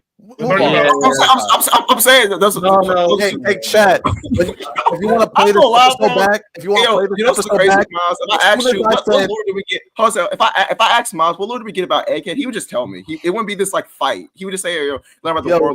But then you can't do that because you're. He would just say the why thing. not? Why can't I? The reason why it's because the depth of One Piece. Yes, nobody is saying that Bleach has the depth of One Piece. I'm not saying that. I'm not saying that. Ty, that's what you're insinuating. No, I'm not. Let me tell you. Yes, you. No, Sato, I swear. Sato, he's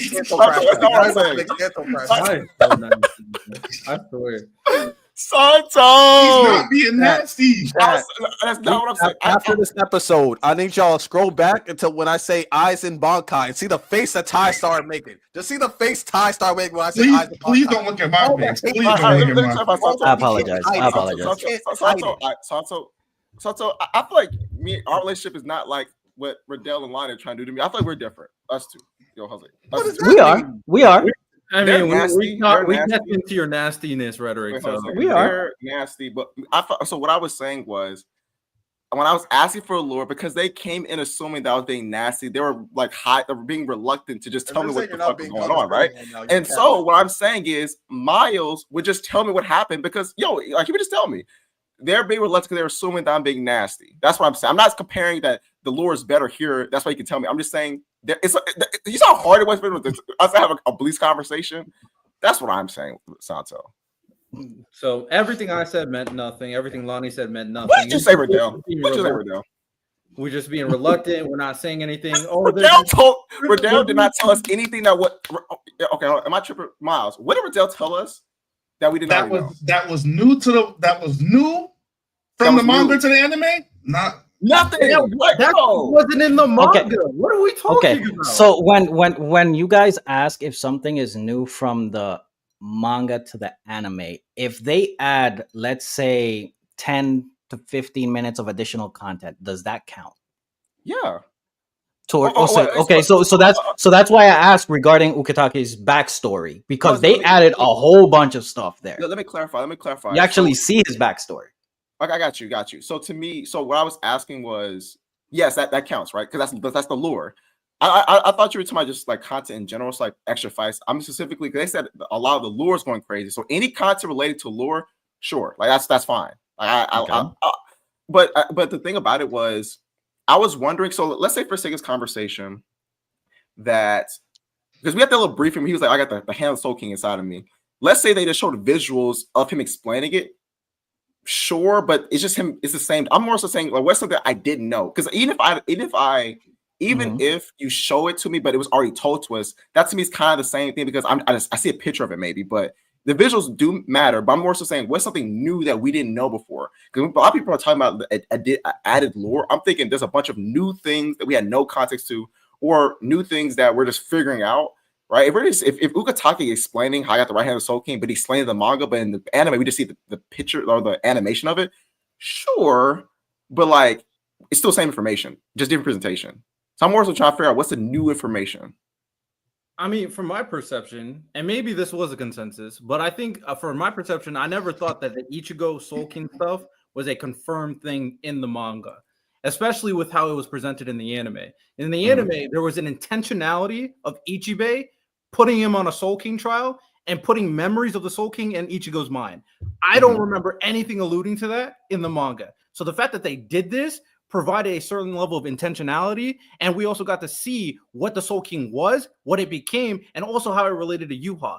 I don't remember the manga ever going that deep into those dynamics. So that's why I brought that up, because I believe that was super interesting, and it was a confirmation of something we kind of thought, because Ichigo's the chosen one, but now this was a confirmation on his importance and the true motive of Ichibei too. They did solidify that, and we also saw at the end of court, I believe it was the end of court 2 with Shisui, when he went to the human world and gave those papers to like Ichigo's friends, just in case everything fails, he has to make Ichigo the Soul King. He's like, you guys aren't. He's never gonna be able to come here. So just in case, here's the tickets. You guys can visit him. Just in case y'all never see him again. Like they're real.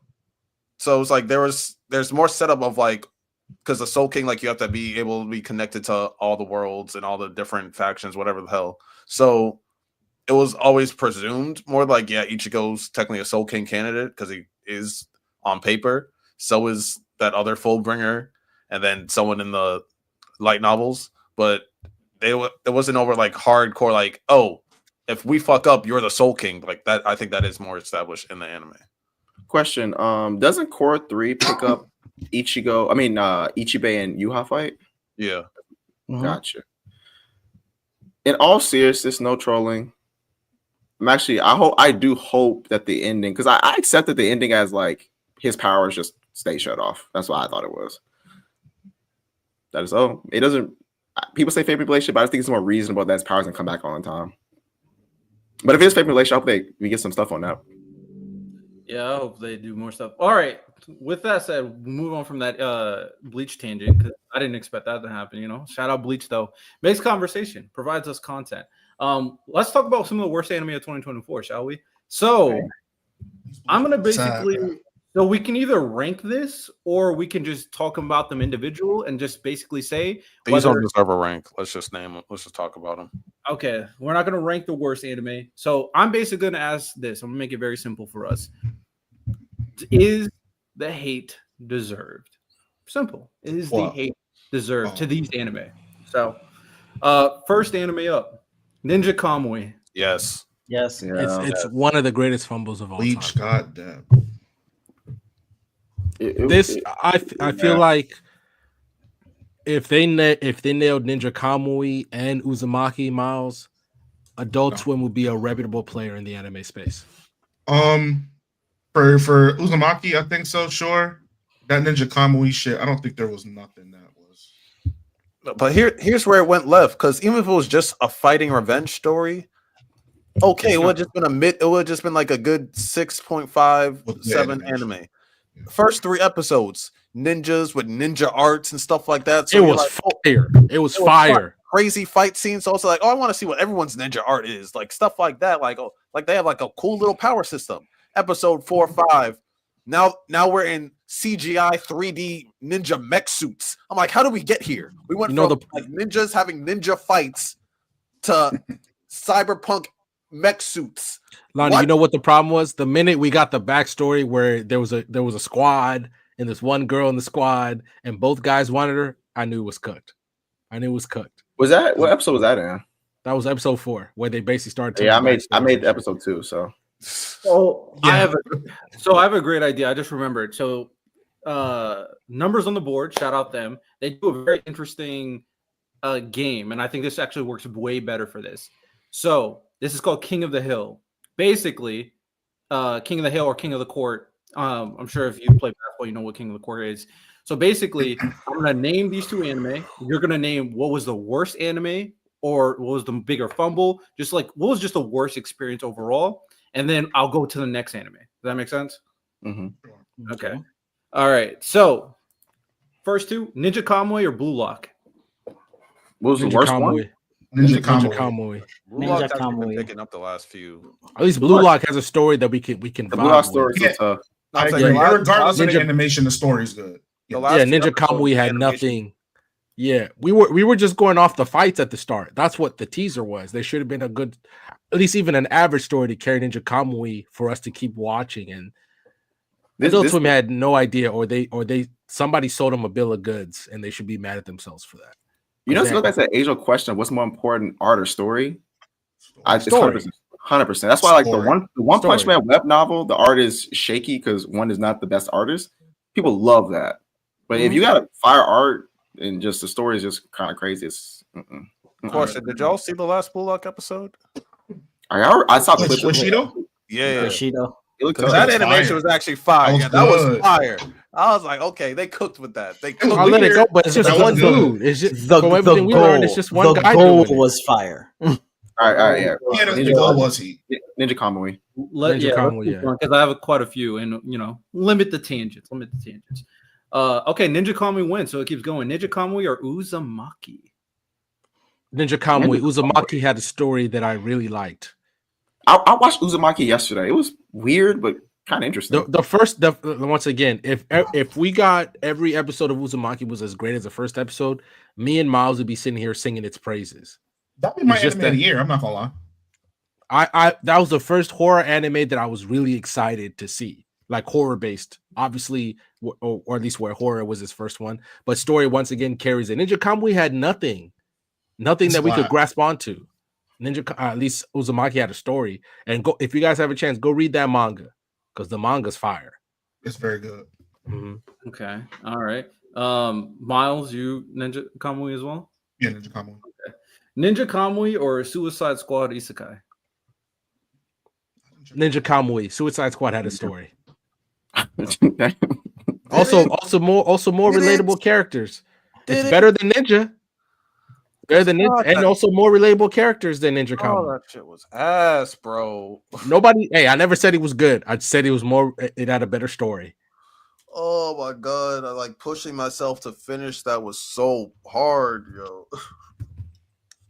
Oh, that was traumatizing. It had characters we related to with Harley Quinn, people that we know, right? And once again, Ninja Kamui had nothing. Like, those like some of the worst antagonists ever, bro. Like, to be fair, it just shows you that you can't just take DC characters, no matter how popular or unpopular, and throw them in an isekai setting and it'd be Gucci. Because I'm sitting there the whole time like, why is Harley Quinn not just killing everybody in the room? The few episodes that I watch, you just kill everybody and take over. But that's the problem when you put those guys. Like one of the worst antagonists I've ever seen in my life. Mm-hmm. All right. It seems like Ninja Kamui won. Ninja Kamui or Remonster? Hey, Remonster, hear me out. hear me out. The first few episodes were also good. Did it get a little weird? Yeah. Our episode 4, he just started fucking. He just started fucking the whole episode. Started clapping cheeks. It went left. The story itself wasn't bad. It wasn't bad. It wasn't a bad story. He just was clapping cheeks along the way, which is, hey, we all been there. You got to set it up better than that. We was just chilling. I can't blame him for having a harem. I can't. No, we were just chilling, and then all of a sudden, episode 4 was like, this is the episode where legitimately I'm just going to exclusively clap cheeks, and it threw the whole story off. But at least Monster had a story. Yeah, and the story wasn't. That's random response to everything. He said had a story. He had a story. The bar being have a story is crazy. Tell me what Ninja Kamui's story was. It's not. I can tell you what it was. It's not even that, because I mean, at least it had a story. I mean, there's a lot of movies that we watch that have no story. We watch The Expendables. We watch Machete. And you know, there's movies like that we don't watch it for the plot. We just watch it because it's good, bad, cool fights, cool visuals. That's it. I think the issue with Ninja Kamui is that it tried to have a story and just failed horribly. Like, we need to make this deep. If it was just like a movie, if it was just an anime to where it was just good, evil fight, ninjas, action, If it we were would be just good. I agree, Santo or Miles. If it was just purely a revenge story where a guy's just trying to get his get back for his wife and kid that got killed, I would have been fine with that. I don't need to know about what he was doing with the ninjas before he got banished. I don't care about that. If it was just that and we walked away with it, with us saying it was a 7 out of 10. Like a John Wick type of deal. Like a John Wick style type of show. Absolutely. John Wick work. I don't care about what John Wick was doing before. Like, cool that we know what he did to get out of the industry or whatever it was. We don't need to know about him being young or whatever. That's not what works with John Wick. But we know he's a badass. That's all that matters. And they clearly, even though they are doing a John Wick, is it reboot or they're doing a young John Wick? Basically, they're doing the mission that got him to leave in the first place. They're making a movie about that. Yeah, they're. I mean, hey man, Keanu's great. Last one. Keanu's not in it though. Oh, never mind. Screw it. Ninja Kamui. At least I don't think so. He's in Ballerina. He's gonna be in Ballerina. Okay, I'll watch it. Ninja Kamui or Buchigiri. Which one was Buchigiri again? It's the anime where the main character cares about only sleeping with a woman. All right, let me. Hey, that's I don't know about that. Ninja Kamui, just on the strength. That's nasty hate. I was like, oh, this looks interesting, and I try to watch it, and like there's a whole thing like they're part of like an ancient clan where that ancient clan were like really good fighters or something like that, and then they're able to remanifest those spirits of those ancient individuals, and the main character sucks. Sleep with someone. I found the synopsis. Minato Kai and the Siguma Squad, 2 rival gangs at Ichizu High School, are embroiled in a bitter power struggle. As a transfer student, Aranjin Tomoshibi has no interest in getting involved. Instead, his priority is finding a girlfriend. Fortunately for him, he is placed next to Maharu Jin, the prettiest girl in class, who also seems to like him. However, she has an overprotective older brother, Marito, none other than the combative leader of the Siguma Squad. Moreover, Aranjin's reunion with his childhood friend, Marakara Asame, spells trouble since Marakara is a member of Minato Kai. Basically, it's just like 2 people are fighting, the main character's there, but he's just trying to get some pussy, and he gets drawn into it. Can I blame him, though? Can I blame him? And he's not a dog either. This guy's just a coward. He had a goal. He had a mission. So I need to see the girl. I need to see the girl before I say anything. If she's kind of mid, I don't know what to tell you. Problems here. The girl, they said overprotective brother. They're being nice. She like really likes her brother, and it's weird. Like he's a bro con, basically. No, she really likes her brother. Him, he's just a brother. He's just a guy. She really likes her brother, but he does protect his sister a lot. She likes her brother a little too much. And then him, the only way he can use his power is once he's basically. I'm gonna make it simple. Once he's horny enough to impress a girl, that's the only time he can. There's no way y'all saying that Ninja Kamui worse than this. I've never seen it, so I'm gonna pick Buchigiri off rip. Oh, I hate it because I've never seen dropped it. that shit so quickly, bro. That shit ass, bro. I hated that anime. But okay. With that said, it's either Ninja Kami or Buchigiri, worst anime of the year. Let's talk about the best manga of 2024. Let's have some interesting conversation. Let's be a little bit positive. Santo, can you pull up that bracket? Coming right now. Filibuster. Our best anime. Oh, Sauce, you finished Buchigiri. He was able to stand through it. I respect it. I hated the main character so much I couldn't do it. I hope this list got Don for manga. It does. Woo, Don manga was peak this year. So we already did the best anime of 2024. Matter of fact, we did a whole top 10, we made some content out of it. But this one, we won't be doing a ranking. We will be doing a bracket. Let's have a little bit more of a combative conversation. His best friend Sauce is a dog. Him sucks. What is the best manga of 2024? Let's try to stay with 2024 and what they did in 2024. And I don't care what your argument is, just whatever you think was better to you. So with that said, let's dive right into it. What's the first one? All right. First one, we have Boruto versus Mission Yazakura Family.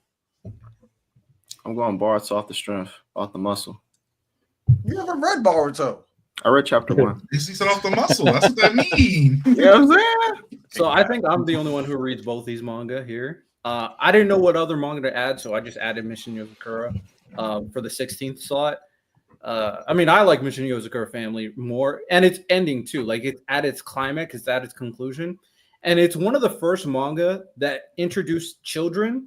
I won't give you the context of the children or anything because that's a spoiler, but introduced children in its final arc, like the kids, and they were so excellently implemented into the story that played into the bigger narrative. And it's not like you're switching the main character too. So in terms of who has the better kid, I mean, I'm not gonna lie, Mission Yazakura wins. But yeah, give me Yazakura Family. It's concluding too. It just I think one more chapter and it's officially done. So I'll go Mission Yazakura Family. I don't read the manga, but I've watched the anime, and everything I've watched has been way more enjoyable than some of the shit I've read this year in Boruto. So wow, these brothers, man. Hey, Chakra Jesus. I was just about to say that was a great moment in 2024. Chakra Jesus. Ain't nothing wrong being Chakra Jesus. I'm gonna go ahead and go Boruto. You can up that ticker on Boruto. Contrary to the two brothers that went before me, I think a lot of good things happened in Boruto. Left me wondering a lot, thirsty for the next chapter. It only releasing every month. I think Boruto's pretty cool. I think they're expanding this Otsutsuki alien world better than I could have hoped. They're doing time travel very well. And I like how they're approaching a lot of the new godly powers that they introduced into the story. Yeah, I'm not no hater. I got Boruto. Real. I'm the same as Lonnie. I only watched the Mission Yazakura anime, so I'm gonna pick Mission Yazakura Family. I've only watched Boruto, so I'm gonna go Boruto. 3-3. If anybody really has read both, let us know in the chat if anybody's read both. If anything, we'll just push Boruto through because more of us read Boruto. But we'll just save this one and then we'll come back to it. If nobody's read both, I do recommend Yazakura Family for everybody to read it. That's fun. Then we'll push Boruto through. Boruto, read both. Toxicity, you failed me. Boruto, I read both. All right. So Boruto takes it? Yep. Failed. All right. Next up, we have One Punch Man versus Wild Strawberry. I'm going to say One Punch Man because of the recent retcon they did, which really changed it up and gave Saitama and the story a new feel. Plus the fact that One Punch Man has the web comic that you can kind of see what one's doing versus what, for lack of better words, the man is doing, and how you see the two I guess similarities and differences between the two. One Punch Man is a unique manga of all of its own because of how everybody surrounding the manga is approaching it, and the fact that they can just toss away 15 chapters of their story and come back and make something new is different. I'm gonna say One Punch Man. It's just different. It might be the most unique shonen manga when it's all said and done of all time in terms of just how it was crafted. I'm gonna go Wild Strawberry. My hot take is that Wild Strawberry might be a top 5 manga next year. One Punch Man, I respect the retcons. I respect what they've been doing, but I just feel like the start of Wild Strawberry, I feel like has been unique, and I feel like the potential from it, especially the things that they've shown, I feel like might outweigh some of the things that One Punch Man has done this year. I'm not mad at it. I've read both of these manga. Wild Strawberry, really enjoy it. It's fantastic. It's like a mixture of Tokyo Ghoul, Demon Slayer plus plants. It's great, but I think I'm gonna go One Punch Man ultimately because I think they have just done more groundbreaking stuff. While Strawberry is kind of still in its beginning stages, even though a crazy thing has happened in the manga. If you know, you know. But One Punch Man is introducing Blast. It's introducing his Neo heroes. It's introducing Blast's son with the retcon. It had, I think this year was Saitama versus Tots. What's her name? Tots. You mean Tatsumaki? Tatsumaki Tornado. Yeah, I think that this happened there, and I'm sure it's gonna start. It started a lot of like potential ships too, and also the lore with God and all that stuff. So I'm gonna go One Punch Man. Yeah, I think you hit it on the head. It was a very busy year. Same. All right, One Punch Man, push through. But people, read Wild. We're gonna be talking about manga that we're trying to put you on too. Wild Strawberry is fire. Mm-hmm. There's gonna be a lot of Kagurabachi talk next year. There's gonna be, and Wild Strawberry is gonna be in that mix too. It unfortunately doesn't come out every Sunday, or it would be. All right, next up, we got Blue Box versus Kaiju number 8. I hear how good Blue Box is. So good. One of my friends she's been telling me to read it, but every time I see a badminton and a basketball, I go the other way. I'm sorry. I can't even give it a shot. Something's in my heart just stopping me from giving it a shot. So I'm gonna go Kaiju number 8 because I haven't read it. It's Blue Box, not just one of like a great show. It's up there for one of the best animes of the year. That's how highly it's being talked about in the anime streets. Kaiju number 8 is great. I'm not as big of a fan as other people, but Blue Box is just better. It's just better from an anime or manga perspective. I like that, but he said Blue Box. Yeah. It's amazing. Blue Box is amazing.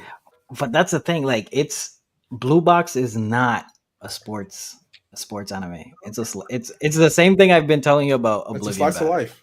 It's a slice of life. Yeah, I'm gonna need motivation to read it. Yeah, I'll say this. I just don't have it. Next year, you're gonna be like, "Damn, I'm mad I waited so long to read this." That's how I feel like you're gonna be, Lonnie. Fair. Maybe because I do like a good slice of life, but yeah, I need motivation to read Blue Box. Yeah, I don't like romance, and I'm not gonna read it. So Kaiju number 8. I'm gonna go Kaiju only because I've seen it. Now I think Kaiju's mid. I'm not gonna sit there and act like it's the best thing in the world. But if I haven't seen Blue Box, I can't go. And I've only watched. I'm mostly anime only. I've seen both. I enjoyed Blue Box more than I enjoyed Kaiju number 8 season 1. Same here. Wait, what did Ty vote for? He voted Blue Box. Blue Box wins, right? Or 3-3 actually. Yeah, 3-3. All right, someone in the chat. What is better, Blue Box or Kaiju number 8? Well, you guys think about that. We'll move on to the next one. I've been seeing the Blue Box been selling like hotcakes. Yeah, a lot of people love their drama, romance stuff. Man, respect. I mean, unknown to I guess us or the people who read shonens, Shonen Jump has also been looking for a slice of life to take over since like We Never Learn left, Komi Can't Communicate's ending. They're looking for a new slice of life also to get the other readers to come in. And Blue Box looks like it's the one that's taking it and running with it for a while. Oh yeah, for sure. Because a lot of people really underestimate how much slice of lives really matter in Shonen Jump. I understand it's Shonen, but let me tell you this: when We Never Learn was ending, like it was selling up there with the hot. It's like One Piece, Black Clover, We Never Learn, which is basically about a dude who's tutoring two smart girls, was up there in the top 5 in terms of copies being sold a year or two. And then when he was done, they didn't have anything for a little while till they found Komi Can't Communicate. And then that's what was running for a while. So I need people to understand how much slice of life is a part of Shonen Jump, even though we don't talk about it. All right. Well, we'll come back to it when somebody in the chat hits us up regarding it. Next up, we have Kogurabachi or Jujutsu Kaisen.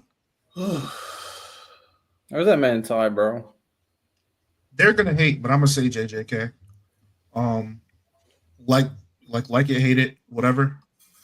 Very exciting year for JJK. We got to see the end of Sukuna. We got to see the series end, brothers. I think Gojo was brought in a very interesting way. We got Yuta's domain expansion. We got pretty much a lot of what we asked for. I'm not gonna lie. I think Kagurabachi is really, really good. I'm actually enjoying that read right now too. But JJK ended, fellas. Let's not hate. Let's not let how we feel about the ending cloud our judgment. Such a hateful person. Okay, Ty, what is better, JJK or Kagurabachi this year? JJK, what? I'm always going to support. I'm sad that Kagurabachi has his matchup for the first round. I really like Kagurabachi. It's good. I'm always going to choose a series that's ending, especially a big series that's ending, because at that point, like Miles said, it's answering questions we've had the whole time. Now, was the ending perfect? At least in my opinion, no, it wasn't.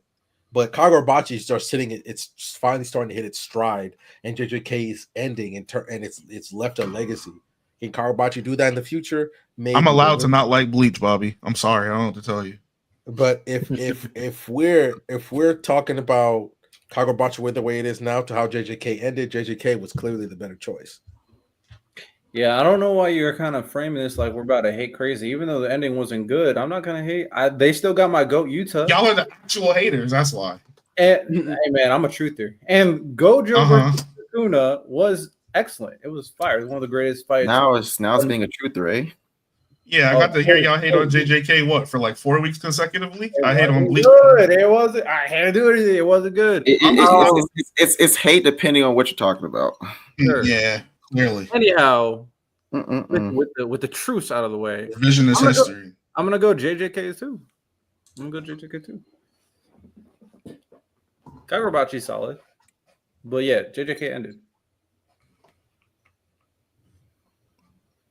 Lonnie? Oh no, it's JJK. I am enjoying Kagurabachi, but no, JJK. I have a JJK tattoo, so I can't I can only hate on it so much. Hey man, because when Random said they gave us the answer, they gave us answers. What did they answer? Random, whatever. We can move on. Let it not hate, by the way. I mean, I can't do anything about that. Next matchup we have. This is coming from Blue Lock. Move on. Sir, why do you stay cutting me off, bro? I got mad. I saw Hunter x Hunter. I'm sorry, Santo. I apologize. I saw Hunter x Hunter. And I saw red. This got to be a running bit now. Well, okay. Blue Lock versus Hunter x Hunter. I think it's Hunter x Hunter, isn't it? Hunter x Hunter was only here for a short time. They gave you our dissertation, and then we weren't surprised when it left. Nah, Blue Lock. Blue Lock has been cooking. I understand the anime has been bad or mid or whatever you want to call it, but there's a reason why J-Rob calls it Goat Lock and none of us disagree. It's been amazing, the manga. Miles? No, I'm not going to be girls. I'm going to go Blue Lock. Okay. Hunter was good, though. It's slept on. But I think the fact that you not knowing if a chapter is really going to come or not, how little illustration there is and how much text, that hurts it a lot. But I think, nigga, this arc is good, and I think that's part of the reason why we wanted to finish so bad. Facts. Okay, well, Blue Lock won. All right. Next up, we have My Hero versus Sakamoto Days. Anybody caught up with Sakamoto Days? I'm like 10 times behind, but it's been fire. This year was tough, but I got My Hero though. I think My Hero was peak. Yeah, I got My Hero. I think My Hero actually had a pretty solid final arc. A lot of good things. And obviously they reminded us that Todoroki's him. Sakamoto Days though has been pretty good. There's I believe the big reveal on the main villain happening this year. With I'm not gonna spoil it, but there's a big thing with the main villain. I'm pretty sure that happened in 2024, which is huge in terms of changing the story. There's also a huge tone shift for the perception of the main characters, and a huge fight with one of the most badass characters in the series with this old sword dude. And my dog is also getting some shine. I think his name's Shin, the one who can read minds. He's getting a lot, but yeah, My Hero gets it. Yep. Yeah, I'm picking My Hero as well. My Hero, I think we all agree. Let's go. Mineta Matters. Real. Also, someone in the chat picked between Kaiju number 8 and what was it, Blue Box? Blue Box. Blue Box. Oh, I was gonna pick Blue Box. Oh, y'all ever come over? Never mind. Yeah, it's a tie vote. Yo. Okay. So this One Piece versus Don. One Piece. It's I like One Don Piece. Don too. I had so much fun with it's One Piece, but I had so much fun with Don this year.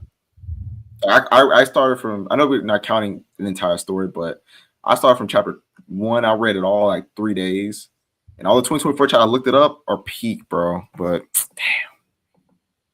damn, Yeah, we can highlight a few like the things that's happened this year for Don. It's like making me think that this might be like the closing curtain of the manga. And Ty, I don't know if you read the recent chapter, which was did. Bro, what they are really starting to amp. You saw what that bull dude pulled out. Like Yo. I was pause. Oh, I know what you're talking about though. Yeah. You know what I'm saying? Bro, yeah, because they officially, when they name drop like it's important. They name drop Don, and it's supposed to be like this huge. It was crazy. I was like, oh. Yeah, and now we got like a really interesting main villain. He's a very interesting character so far, and they're kind of alluding to Momo being like way more special than we expected. And we also got one of the best backstories in New Gen this year. That backstory, that page turn, I actually teared up, bro. That was a great backstory. Also, we got the official confirmation of Momo and Akaran this year as well. So yeah, a lot of great stuff in hey man, Don it doesn't deserve it. It didn't deserve to go out in the first round, bro. Shout out Fate. That's tough. Damn. But One Piece. Miles, who you got? You already know who I got. The ending of Egghead, beginning of Elbath. What are we doing, brother? I just had to ask. Lonnie? It's not a competition, unfortunately. All right. One Piece takes it. All right. And here we go with Blue Ego versus Chainsaw Man. Bug Ego. Respect. Oh, Bug Ego. My bad. My fault. Yeah. Chainsaw Man, bro. Yeah, Bug Ego. Yeah, 4 chapters. I don't care. Bug Ego. Chainsaw Man was tough. Yeah. Wait, you got Bug Ego? What? We're down. Oh my gosh. 4 chapters, bro. And some of the best parts of Chainsaw Man Part 2 have been this year. Nah, you're not wrong. But I really like Bug Ego. And I think I'm my stocks are like half of my savings is in Bug Ego right now. So it's like I'm but why? They're doing some great stuff with Chainsaw Man. They're finally, even I think this has been the best parts of Part 2 since like around the beginning. So shout out. But hey man, when you got a generational rookie season, I just like, you know what I'm saying? You mean like for generational first 10 games? Hey man, if it's generational, it's generational. I can't. It's I like don't know. Michael Carter's rookie year run. Like he's just bro, picking. Hey, I'm about to say, Lonnie, bro, picking Michael Carter over LeBron right now, bro. LeBron, what? Yeah, that's crazy. That's crazy. Okay, hold on. My bad. How about this? Crazy. Michael Carter over like Jokic. How about this? All-star. Chainsaw Man is like a perennial all-star that maybe got maybe a few. This is like Paul George, Trae Young. Trae Young. No. Chainsaw Man won Manga of the Year like 3 years in a row. Chainsaw Man better than Trae Young. Jason Tatum. Oh, if you can have Trae Young, I want to change my rookie. Wait, hold on. Tatum or Jaylen Brown? Tatum. Chainsaw Man is Tatum? I mean, we're just saying. Okay, it's among the best. The biggest manga award in Japan. Like, if you're Jason Tatum, you're a top 10-ish player. Like that's like me. Okay. Yeah. You're an all-star. You know, the biggest manga award in Japan, Chainsaw Man won it 3 times and won it twice in a row, which was like the first manga to ever do it. Hey, give me Wemby's rookie season. Lock in. We here. Wait, you take it. Hold on. Wemby. You taking Wemby's rookie season over Jason Tatum? No, talk about. The problem. All right, bro. Let's say that's fine. Why is Bug Ego Wemby? It's 4 chapters. Exactly. He's doing it again, guys. He's doing it again. He's doing that thing. Yeah, he's doing that thing. Freeman was no. Freeman was Wemby last year. Freeman was Wemby. Freeman was Wemby. Now, if we're talking about anime, Freeman in its first year was like LeBron. I'm not lying. First season, that was LeBron. Yeah, I agree. Yeah, that's the good LeBron I'm giving. Give me Wemby. At least call it Wemby after chapter 10. Wait, hold on. So you taking first year Wemby over Jason Tatum overall? Yeah, I am. I would too. There we go, Maz. But you know what, Maz? That's fine. I'm just not convinced that Bug Eagle's Wemby. That's my thing. Yeah, that's what I'm saying. But after chapter 4, I mean, okay, Chainsaw Man won, so we can move on. Yeah, I mean, but I got Bug Eagle too. I'm not gonna lie. Let's go. You got Bug Eagle. Wait, hold on. So you see, look, okay. Hold on. So Miles, you know where I'm going. I was gonna comply to the. Yeah, you're gonna talk about the longevity thing. I was gonna comply to the panel, but Riddell made me feel comfortable because he said it. I agree. I think Bug Eagle, maybe since One Punch Man is the only story that's not only been able to captivate me because of its lore and its story, but it's also really fucking funny, dude. Like I've never turned a page and felt like I was laughing every single page, damn near. Yeah, for sure. I got Bug Eagle. I got Wemby, as Riddell would put it. Wemby is crazy. After 4 chapters is crazy. I'm actually surprised. Yeah, I know what y'all saying. You know what he's saying, right? He's saying that this is the next One Piece because LeBron is One Piece. Wemby to like we're saying Wemby's the next like we're saying that this is the next One Piece. I'll vote for Chainsaw Man right now if that's what I'm agreeing to. Listen. I'm not saying it's not Wemby. I'm just saying that's what we're saying that it's the next One Piece. That's all. Yeah, Wemby's projected to be one of the future goats, and after 4 chapters, I don't call him the future goat. So. Wait, what did you say, Santo? No, what Miles is saying that you can have a quick end of the year good run and be above something that has longevity. I agree. I agree too. That's why Bleach for the year is higher than anyways. No. I like it. Respect. No, but I mean, Bug Eagle was great. He was surfing. I'm gonna start calling Bug Eagle Wemby, bro. Yeah. Spread that propaganda. Y'all nasty, bro. Okay, so what's the score? The One Piece Media Cartel. I'm picking Chainsaw Man. I'm picking Chainsaw Man. Bug Eagle barely made out of October, and we talk about it being the best fucking player in the league in its rookie season. Let's go ahead and calm down, bro. Listen, man. No, but I am behind the Bug Eagle hype. Not like Riddell. I think it's gonna be like definitely top 10 next year in terms of manga. I'm gonna every time I try to come out. Y'all read Wemby this week? like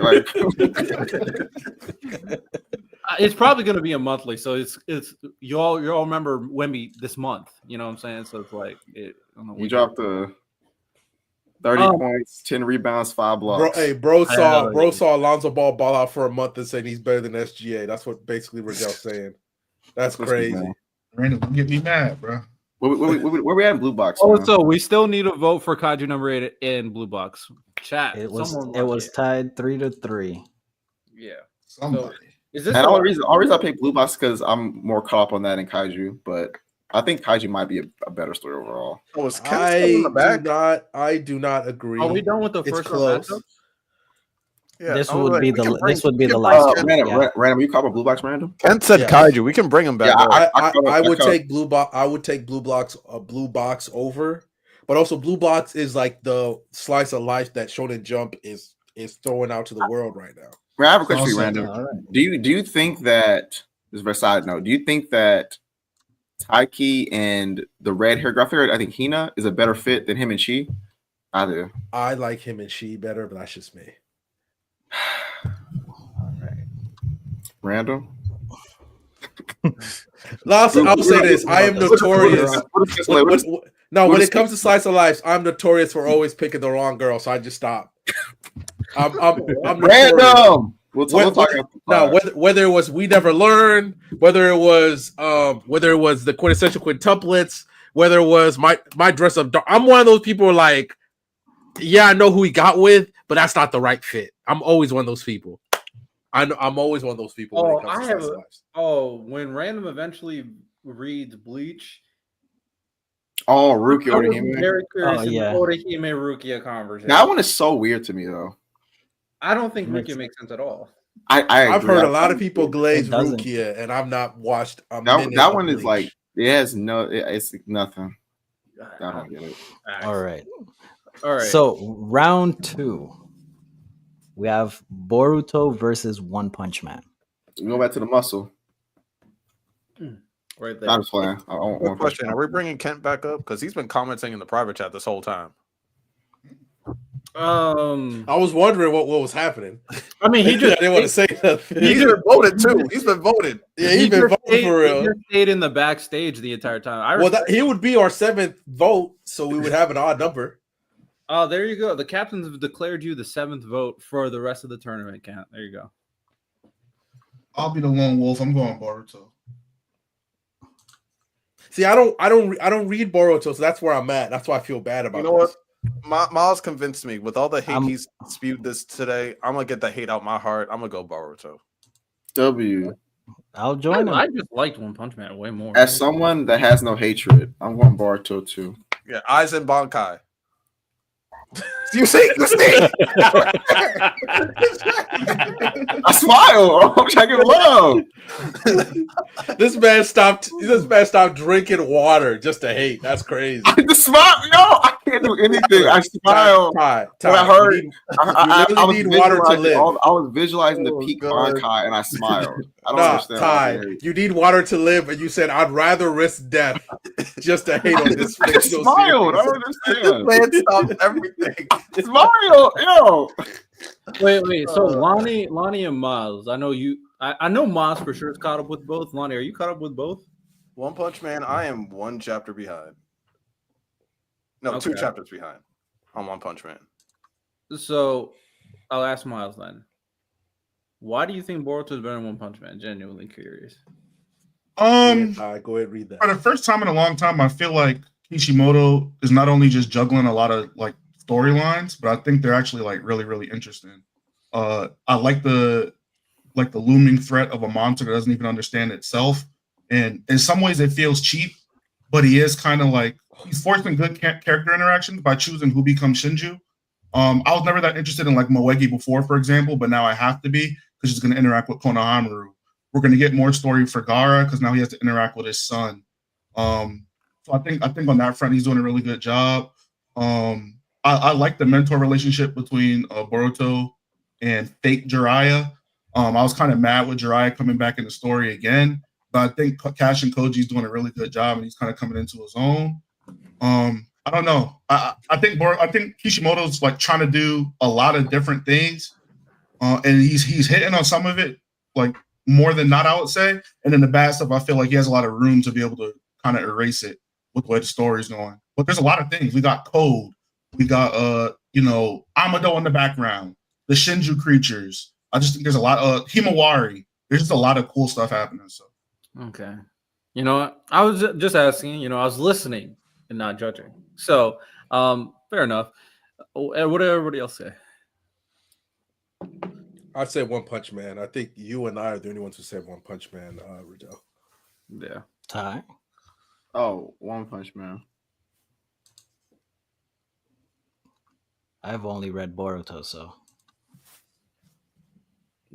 Kent, you are Oh permanent. yeah, I put One Punch Man in the chat. So W. Shout out.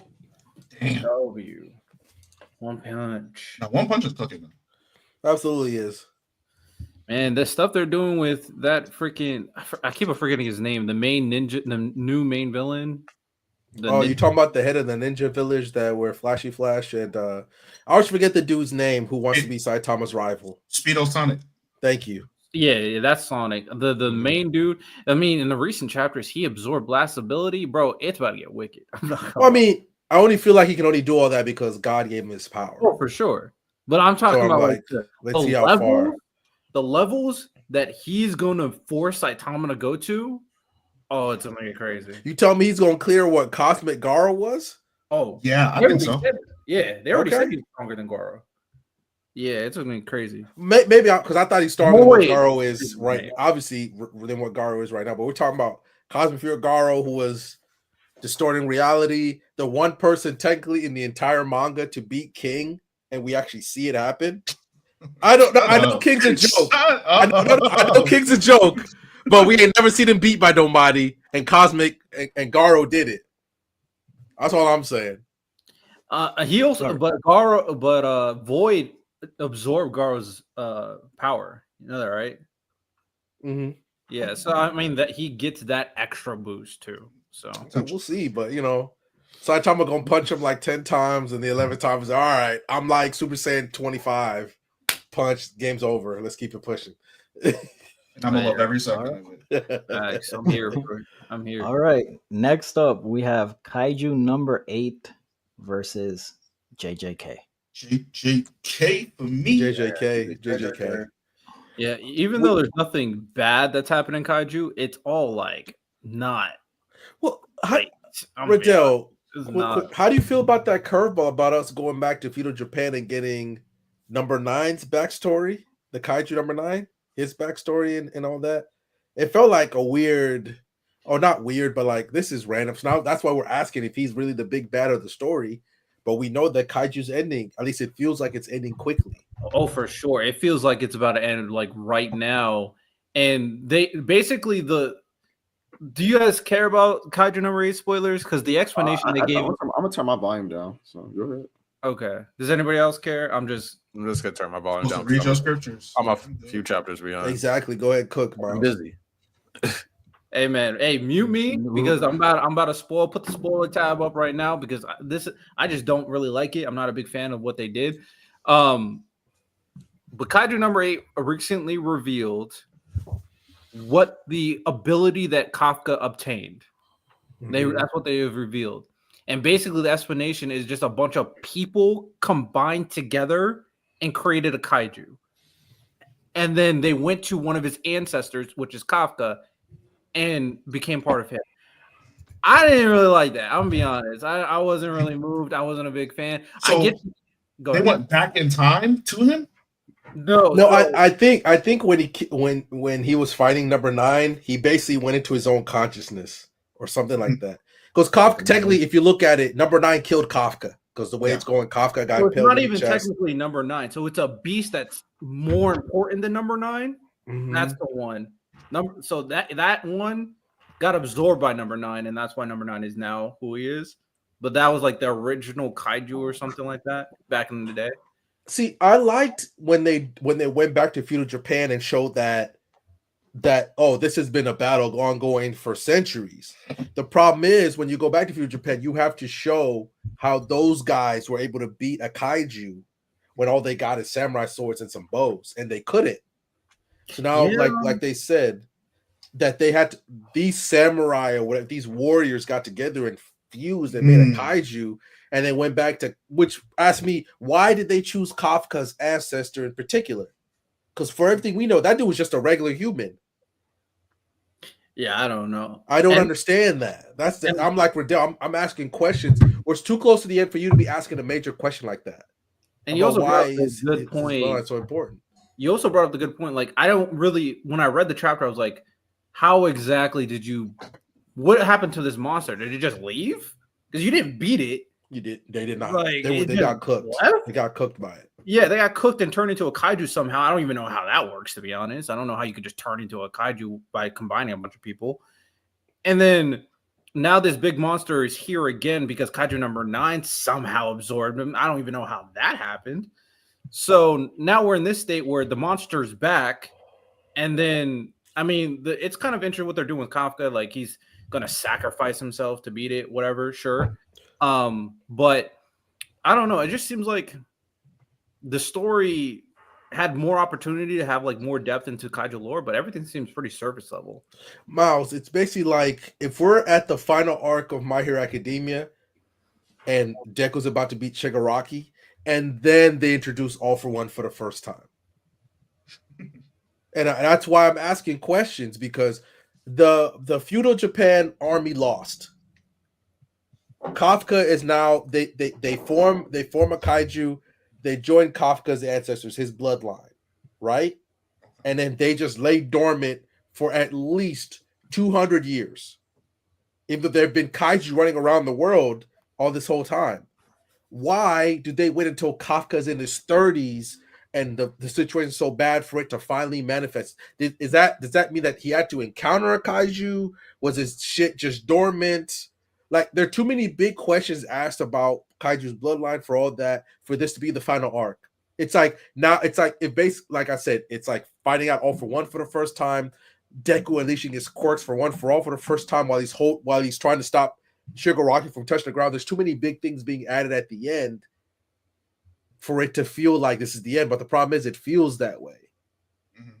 Like, you can't be adding. It's like we finally get to meet Sukuna at the end when he's fighting Gojo for the first time, and you can't be introducing a new big bad the way you've crafted the story. Abruptly. Yeah, this late into the story. That's why we're asking questions. I got no problem with the introduction of feudal warriors arc or the feudal warriors, but we need to see that happen. So Santo Riddell, you know what it sounded like? What? He's gonna fucking hate the end of Shippuden. Ooh. Oh. Yes. Yeah. Yeah. Okay. I think for sure. At the very least, when it comes to kaiju, like, this is like the level it always was for me when it comes to the story. It was very surface level, very simplistic. There was no depth with any characters. There was no depth with the lore. And it stayed here the entire series. It never really took that next level for character development. I mean, I think you could say a little bit regarding what's her name? Shinamiya? No, is that her name? No, is that you're talking about the main girl, the main female character of the show? Girl. That's not like his like pack friend. The blonde one with the the one whose dad is the general, right? Yeah. The leader. She had a little bit of death with the death of her parents, but like other than that, nothing really was dove into deeply in terms of lore, in terms of characters. Nothing really kind of grabbed me. And I mean, Kaiju had some good art, some good action. Quick question for y'all: if they never did the backstory, they just did a straight up, these humans are just trying to beat these kaiju and they succeed, would it be a better story? Because I felt like the addition, trying to add extra lore now, especially at the end, really hurt the story. I agree. I'm gonna be honest. And that's what I was saying in terms of a story can be fine without being super deep, trying to do too much. No, stick with what you're doing. Action, pretty surface level story, something that's cohesive and straightforward. Like, it can work. Especially in the shonen, because you got to start crafting this stuff from very early in the story. You know what I mean? Like, Mushoku Tensei works because they start laying breadcrumbs from the very beginning of the story in terms of how bad Rudius is to the things that you see with his family to everything that eventually happens, right? You got to have that foreshadowing. You got to lay the breadcrumbs now. You can't just be, we've gone this far, and then now you want to add pieces to the car when we've already gone 75 of the way of the journey. You don't need to add those pieces now. We've already gone 3/4 of the journey to the end. The only thing they did was that little scene where we saw that little samurai thing. And I thought that was another kaiju or something, but it was that's what I thought. Yeah. I thought that was cool. Okay, maybe they could spin this off, Miles. I was like, okay, spin this off, show us a primitive version of Japan fighting off another kaiju, and maybe they succeed, or maybe they beat it to the point they seal it, then it breaks out later and it comes back in the modern day, but they win. You know what I mean? But now that you're showing this and how powerful number 9 was, and he was a child. Riddell at that point, he was a literal toddler just running around murking full-grown samurai, then how can I take this seriously? Yeah, it's I mean, it is what it, I'm a JJK overall. You know, JJK? Okay. JJK for me, yeah. Yeah, Ty, Lana, you can unmute. I'm gonna say unmute in the chat. Just had to go. We don't really talk about Kaiju number 8 much, so I mean, it's one of the weirdest upload schedules of all time because we let each other know when a kaiju chapter's out in the group chat. Like, oh hey, a kaiju chapter just dropped. Go ahead and read it. And I can't remember the last time a kaiju chapter dropped. Facts. It's so inconsistent. Yeah, it's a schedule that kind of messed me up with like reading it consistently. So I wonder if you do a full binge of the story, if it'll make sense. You know what I mean? Maybe. Maybe. So JJK takes it? Yeah, I think it's pretty cutthroat. I don't think everybody's voting. It does have great art though. They do be great art. Really good fights too, for sure. All right, here we go. Blue Lock versus My Hero. Oh, Ty, we need you. Oh, now look. I'm gonna say Blue Lock. Personally, fuck it. I'm with Santo. I'm saying Blue Lock. And My Hero's great. My Hero's fantastic. I'm back. Okay. Ty, Blue Lock, My Hero. Ooh. Actually, can we take the thing down while we talk about this? Mm-hmm. Oh, I got My Hero, by the way. I don't really. I got My Hero as well. I got My Hero. Blue Lock was tough this year, though. It was tough. Like, wasn't the Kaiser? It was Kaiser Ghoul, the Ren Ghoul, Kaiser backstory, the Loki subbing in, the whole town to learn a genius. It was tough. Noel Noah's overall plan. Yeah, this was tough. It's not even that. It's Barrow becoming him again. I know it was earlier in the year, but Barrow becoming him. It's still like this year. Yeah, Nagi's downfall. Like, there's a lot of things going on. Hiyori becoming a fucking dog. Like, there's a lot of things Blue Lock did this year. Let me look at My Hero, see what chapters came out. Yeah, Blue Lock with the talented learner, showing Kaiser's backstory. The fake soccer equations. It basically feels like, is Blue Lock strong enough with what it did this year to overcome My Hero's ending? So I don't think so. So basically, we got My Hero's fight with Shigaraki onward. So we have let me see. I think we have the. Did we get the Bakugo versus All for One in this year? Which portion of the? Because if we get the Toga stuff and the Todoroki stuff, then I'm going My Hero for sure. So I'm still looking. Yeah, I think that so it's really just the final battle with Shigaraki and All for One. So like the Bakugo stuff, when Bakugo fought All for One, that's 2023. Oh, Blue Lock. So it's really just Shigaraki. So Bakugo died in 2023. Yeah, he did. Or he was out for a little bit in 2023. No, so his fight with All for One happened I remember reading it. It happened like December, I think. I'm gonna look at the chapter up. Okay. So based on what Ty is saying, it seems like the only thing that happened in 2024 was the fight with the ending fight with Shigaraki, and then leading to the fight with All for One, and then the epilogue and all that stuff. Then it's Blue Lock. It's just unfortunate timing for My Hero. Then wait, hold on a second. Wait a minute. I'm trying to find it. Yeah, we got Barrow actually leading a team. Hiyori stepping up. Obviously, Noah's fucking master plan, Kaiser's backstory, Isagi having one of the best crash outs in sports history. The reveal of Charles being a talented versus a prodigy. Like, there's a lot. Can I tell you something so funny? What? This is so funny. Is Bakugo beats off one the last chapter of 2023. It's just timing then. It's just timing. Ty. If it was in 2024, would your decision change? I got my hair anyways. I got my hair anyways, but that would have been like a fair. I got Blue Lock. I wasn't the biggest fan of the ending as we've talked about. Yeah, I also have Blue Lock. I think with the evolution of Asagi, I feel like it's also like a really thing that carries, because I think it is pretty close. But Asagi's evolution as a main character and like his whole mentality, how like his idol just betrayed him. Like the person like he looked up to and like was inspired by soccer betrayed him, and he didn't let it beat him. He just went like, yo, now I have to destroy you. So to me, that was just like, it's gonna be one of his goated moments. It's probably gonna end up being like a top 3, top 4 moment for him. But that with Baro and how he's evolved while still being selfish, and I think that's like really important to his character, because I was actually worried that the author was gonna make him have to be less selfish in a way, like he was gonna like become more of a team player. But I'm glad that the author said, fuck that, he's still gonna be selfish, but just figure out how to make the team bend to him better. And I think that's really important as well. So those two things, I think. It also has more content because My Hero ended with like what did My Hero chat? But it ended what day? Yeah, it ended like August, so Blue Lock still had like extra 3 months. Well, I mean, also Baro solidified himself as the actual.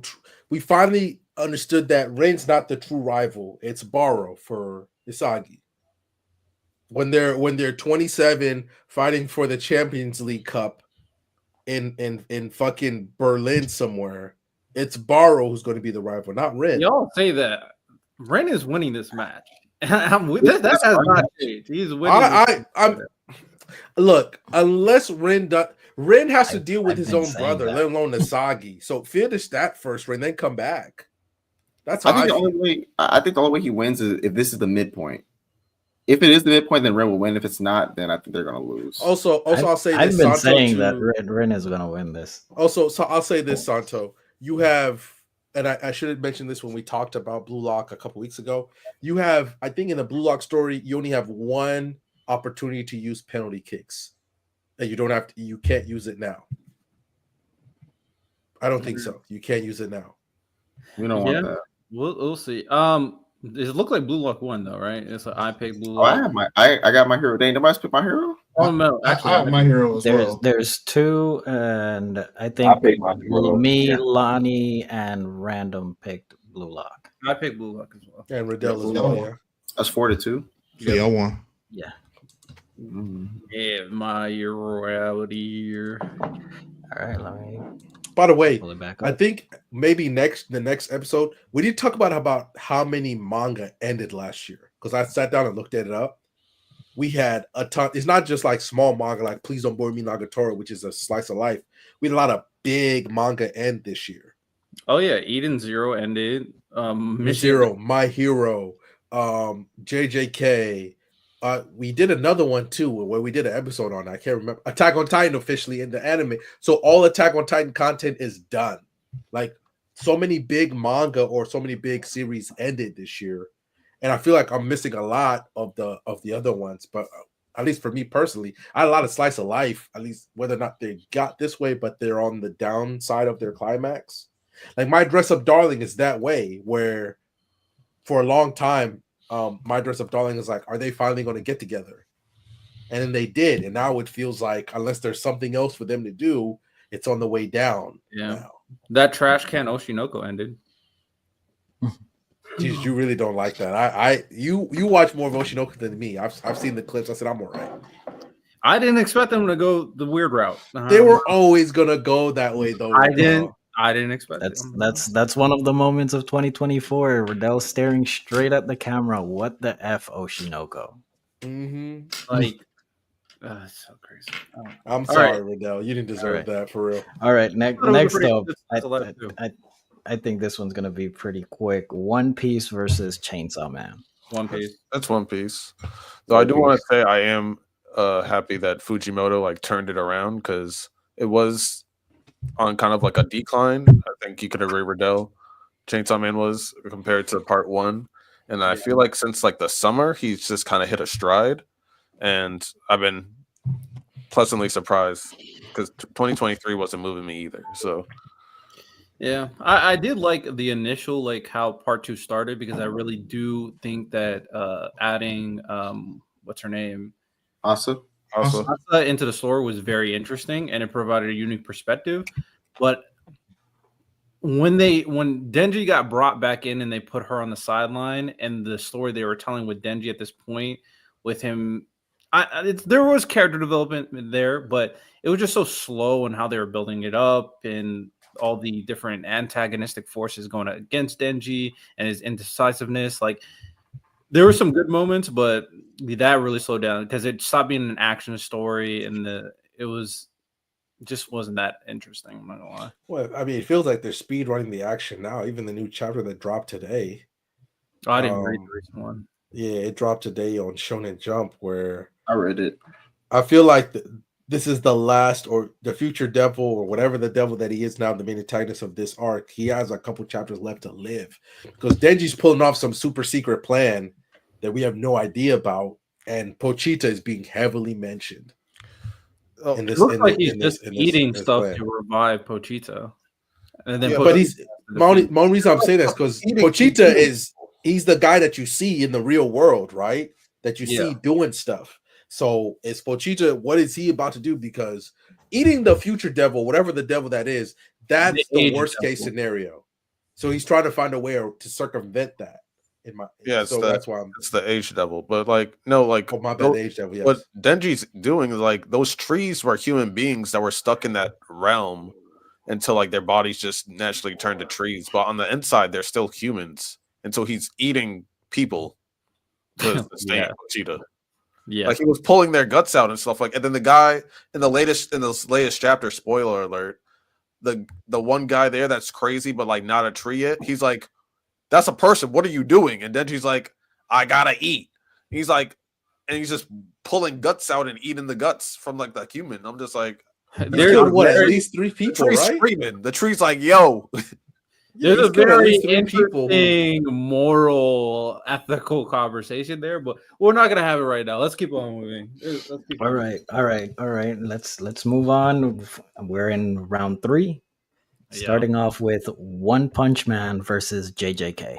Ty, where did JJK start in 2024? Can you look that up? Give me a better. I'm about to say if Gojo and Sukuna is in 2024. That's 2023. Yeah, if depending on what happened in 2024, I might choose One Punch Man. The problem is One Punch Man retconned. I like the retcon. I do like the retcon, but the JJK started. My bad, grab mouse. I was gonna say it started with Higuruma and Higuruma versus what? Sukuna. Higuruma Sukuna onward to the ending. Higuruma Sukuna. So then we have the Higuro Sukuna, Yuji versus Sukuna. Then we have the Yuta domain. Then we have him versus Maki. Then you have Miguel. Him versus Miguel. Him versus Kusakabe. I'll go JJK then. Yeah, I'll go JJK. Yuji's domain expansion, the sure hit. I don't. As long as my goat Yuta is here, then that's fine. Yeah, you have the Gojo Yuta and Gojo's body. Yeah, and Puddle Man. Yuta was trying to eat man. Bro. Oh. Yeah, I got JJK. Yeah, I got JJK for me. All right. Well, I think One Punch Man laid the crumbs out for something that could be very interesting next year, where we could be talking about One Punch Man being the best manga of 2025.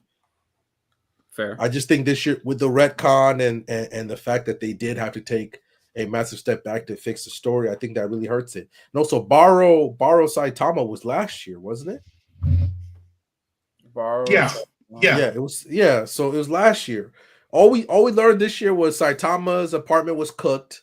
He had to move to a new spot, and people are finally learning that Saitama got some powers. That fight with Tornado was very interesting. It was. It was, but like I think when you look at, other than Tornado, the second person she's ever acknowledged in her life, other than Blast, was Saitama. Yeah, that's the only thing about it. But even when you really look at that fight, Saitama was just waiting for her to calm the fuck down. That's all he was doing. Oh yeah, for sure. I agree. But it's the character dynamic. That was the interesting part with Tornado and Saitama, because we were waiting for them to really interact. Absolutely. Even though I'm thinking one wants Fubuki to get with Saitama. If I'm one, I think the way he set it up is Fubuki's going to get with him at the end. I don't know, man. Tornado kind of liking what she sees. I'm just saying, bro. Also, Saitama's a simple man. He sees some ass and some titties. He's locked in, man. Yeah, he also sees Tornado as kind of a child, so I don't know how that would work, but we'll see. What's all right? Next up, we have Blue Lock versus One Piece. You see that flag right there? Yeah. One Piece. Yeah. That's One Piece, but you can argue that Blue Lock is like kind of like number 2 or 3 this year. Just makes me mad about that anime once again. The last few episodes haven't been terrible, so okay. So we settle in for mid now. Once again, it's better. Like the last few episodes have been better than the beginning. And like I think this latest episode actually like rated pretty high on IMDb too. So, you 20 should have fed families, Lonnie. Should have fed families. Let's keep moving. The whole thing's still shit, but we got a good episode. We've cooked Blue Lock enough. We would have spent the whole episode just glazing that whole entire match. That's what we should have done. We got an talking episode shit on the series. We got an episode or 2. Okay, so fine. But that's all right. So, in the finals, we have JJK versus One Piece. One Piece, easily. One Piece. One Piece. Man, what are we doing? It's a clean sweep. Is it Ty? You think JJK was better? Maybe. I think. Actually, no. Hold on. Let me timestamp this. I need to hear Ty. I need to hear this. Nasty. What was I say? What was I say? I just need to hear. I didn't nothing. I just need to hear what you got to say. In the year 2024. I think One Piece was better, but I don't think it's by a crazy amount. That's what I'll say. Damn, I don't think it's by a crazy amount, but fair. I'll say this, Ty. If someone was to make a case for JJK, what would it be? The case for JJK? Yes. I'm not gonna fish. That's nasty. Okay, so can we do this? So for second place, JJK or Blue Lock? I had JJK. I'm gonna say JJK, but it's close. It's really close. If somebody said Blue Lock, I wouldn't argue with them. I'll go Blue Lock. Okay, so let me, because honestly, I could care less because both manga is like whatever. Let me hear the argument for Blue Lock and JJK. Someone go JJK, someone go Blue Lock. I would say if I were to make a case for JJK, I think JJK's rising action was fantastic. Like how well Gay consistently raised the stakes in that final battle was crazy. I think it was really well done. Like he consistently made Sukuna a looming threat, despite like he always had he wrote Sukuna's responses to all their plans. I think Gay did a great job with that. And to me, that continued the tension. It was also consistent with the power scaling. So, for example, when he was inside Yuta's domain, he was at a reasonable disadvantage. Like they could have defeated him, right? I think that I think Gege did a good job of ensuring that as Sukuna got weaker, he implemented weaker characters so that Sukuna could at least interact with all of them. For example, he didn't bring Nobara in until Sukuna was at his absolute weakest, where she would have been effective, or even Inumaki. Because Inumaki was like, if you would have used that early, Inumaki would have probably exploded. So I think that the power system consistent, the rise in action was really well done, and I like the conclusion of the story. I think the Mackley was really well. I think it was really good. So, okay. Also, when it gets clipped up, I should have said this at the beginning. So I'm gonna say it now. Just rearrange the order, right? I got you. What was the better manga of 2024? Jujutsu Kaisen or Blue Lock? And then rearrange. Okay, let me hear the argument for Blue Lock. Someone want to go? You want me to do it? Also, I can do one more thing. I would say one more thing. Yeah, go for it. I think the constant twists were also really good. The usual twist was fire. I think the number of twists was good. I don't care what nobody say. I think that him getting him doing the binding vow for the domains when he did the 99-second one, crazy. I think that the twists were fire in this final section too. So I don't know, bro. I think that shit was tough. I would pick Blue Lock, and the reason why is the growth of Isagi's ego. Showing how he went from just, for the love of the game, blah, blah, blah, blah, but now you're at a point where he's willing to risk his life, give everything to win. Also, you have different backstories from Kaiser. You also have the reveal of the talented learner versus prodigy or talent. I think that boosts the story, the stakes, and also you have different things from Baro being a leader of his team, discovery in himself, and how he can adapt to different situations. I'd give it to Blue Lock. All right, fair enough.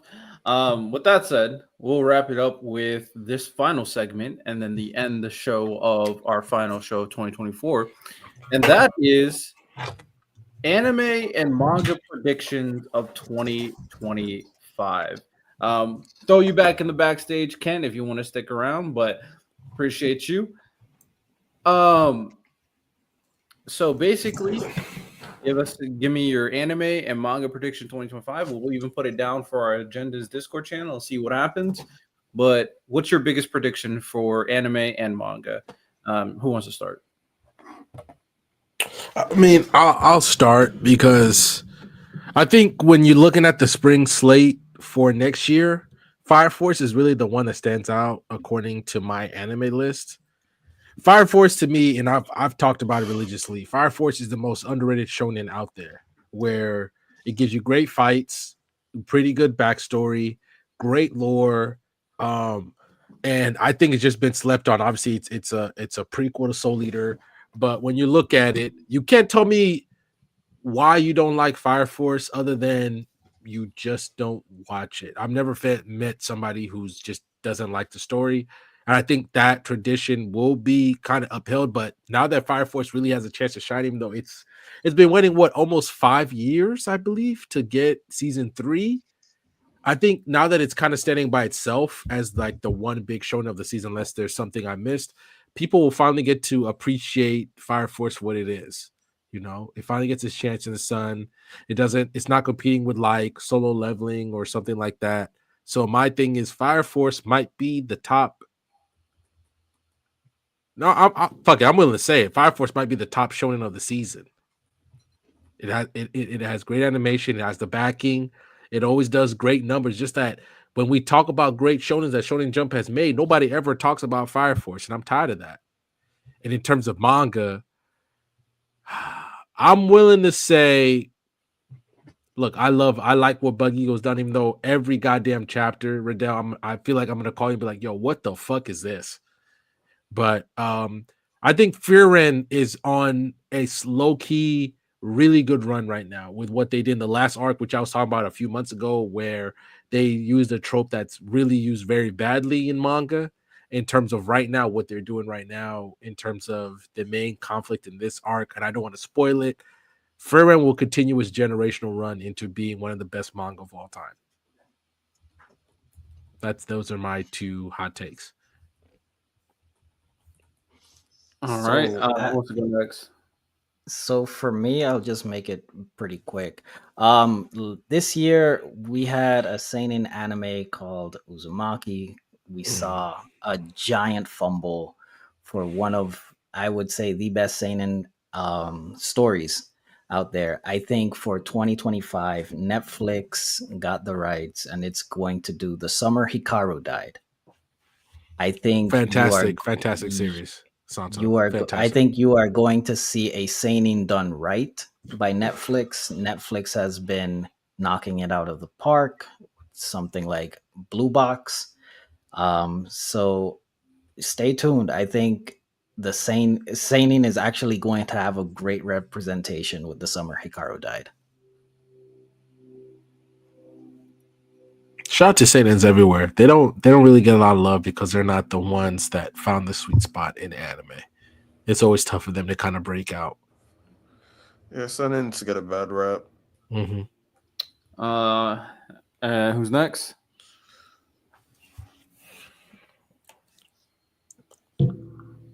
Miles, you muted. I am muted.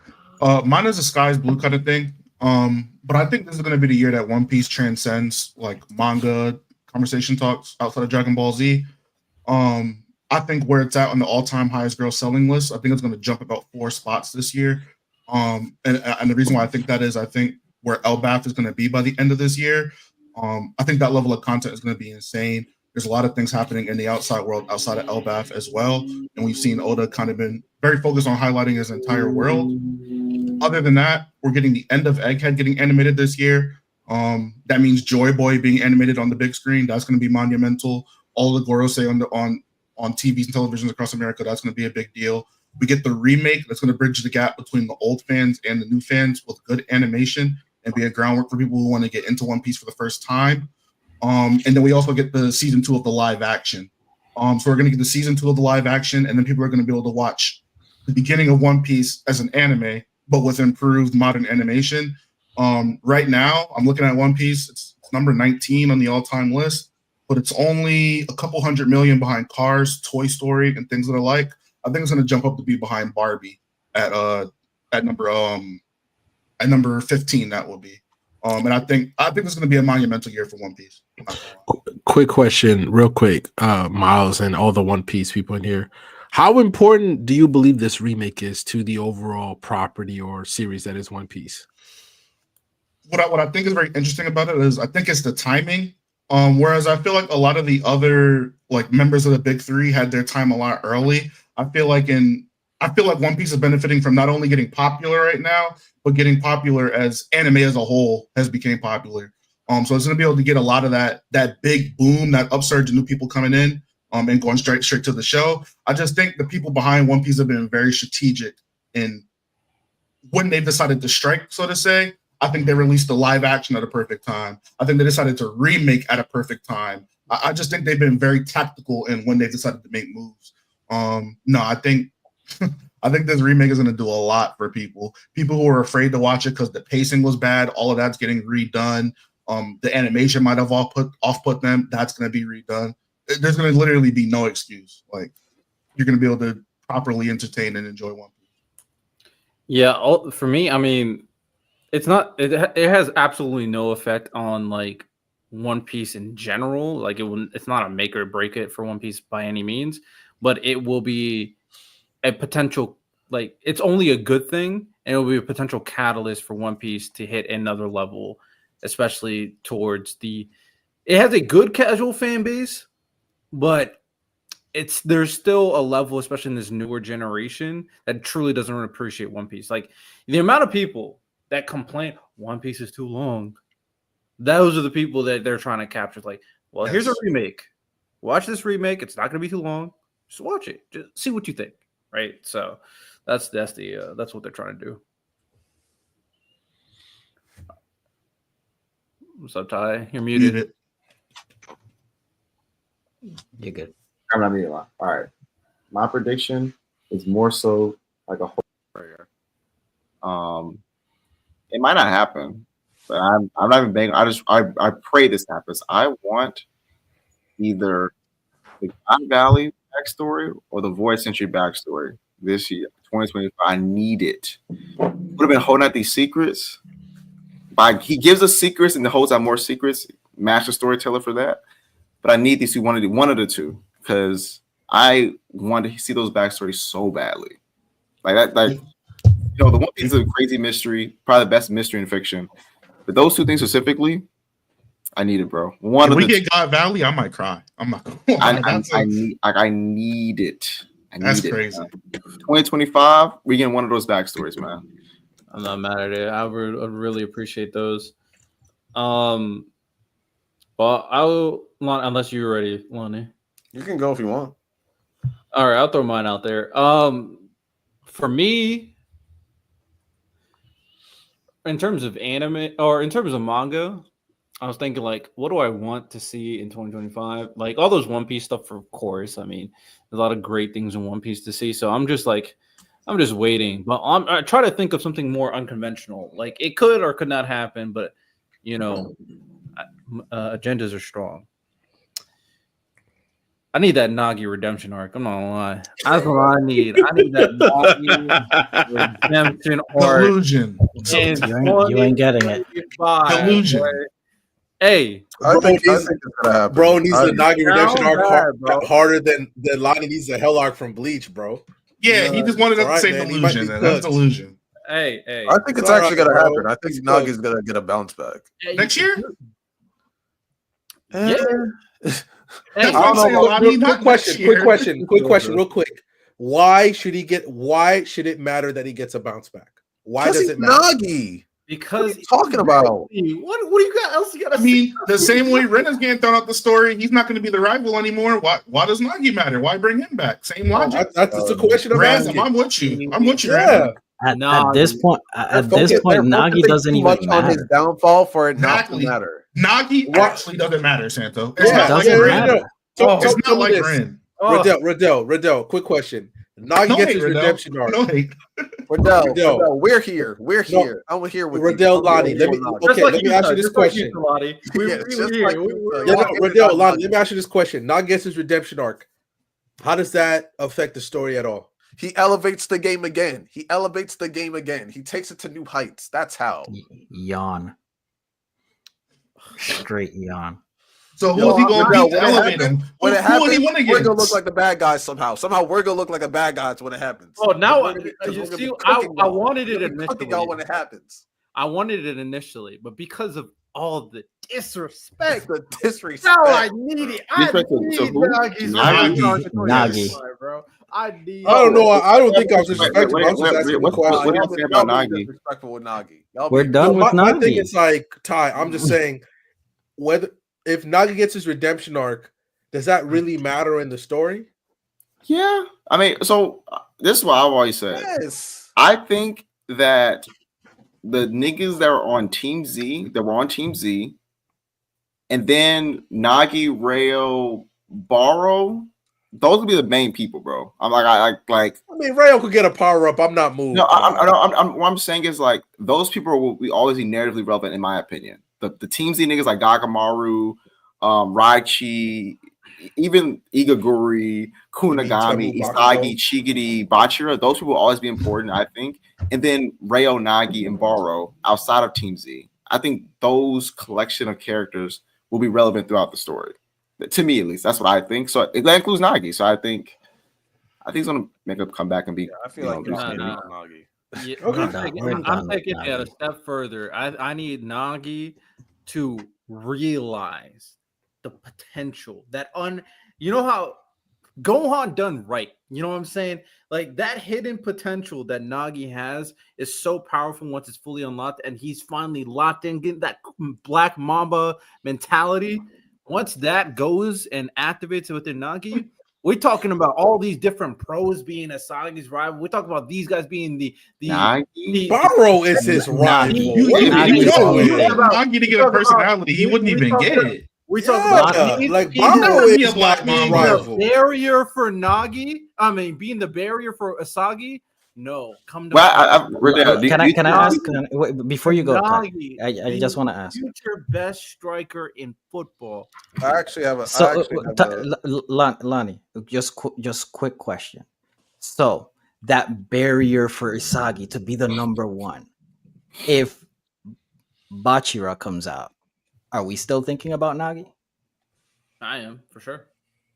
Oh, we're done. Yeah. We're done. We're done. Only because his talent. So here's my thing, right? Well, Riddell, do you think that Nagi? I respect his talent. I think narratively, he's going to be one of the best players by the end of the story. Sure, I don't disagree with that. But you think he'd be a bigger rival? You think he's right now? He's been set to be a bigger rival so far than Baro? No, in terms of rival, in terms of just like character to character rivalry, no. I'm talking about in terms of barrier because of him as the best player. Period.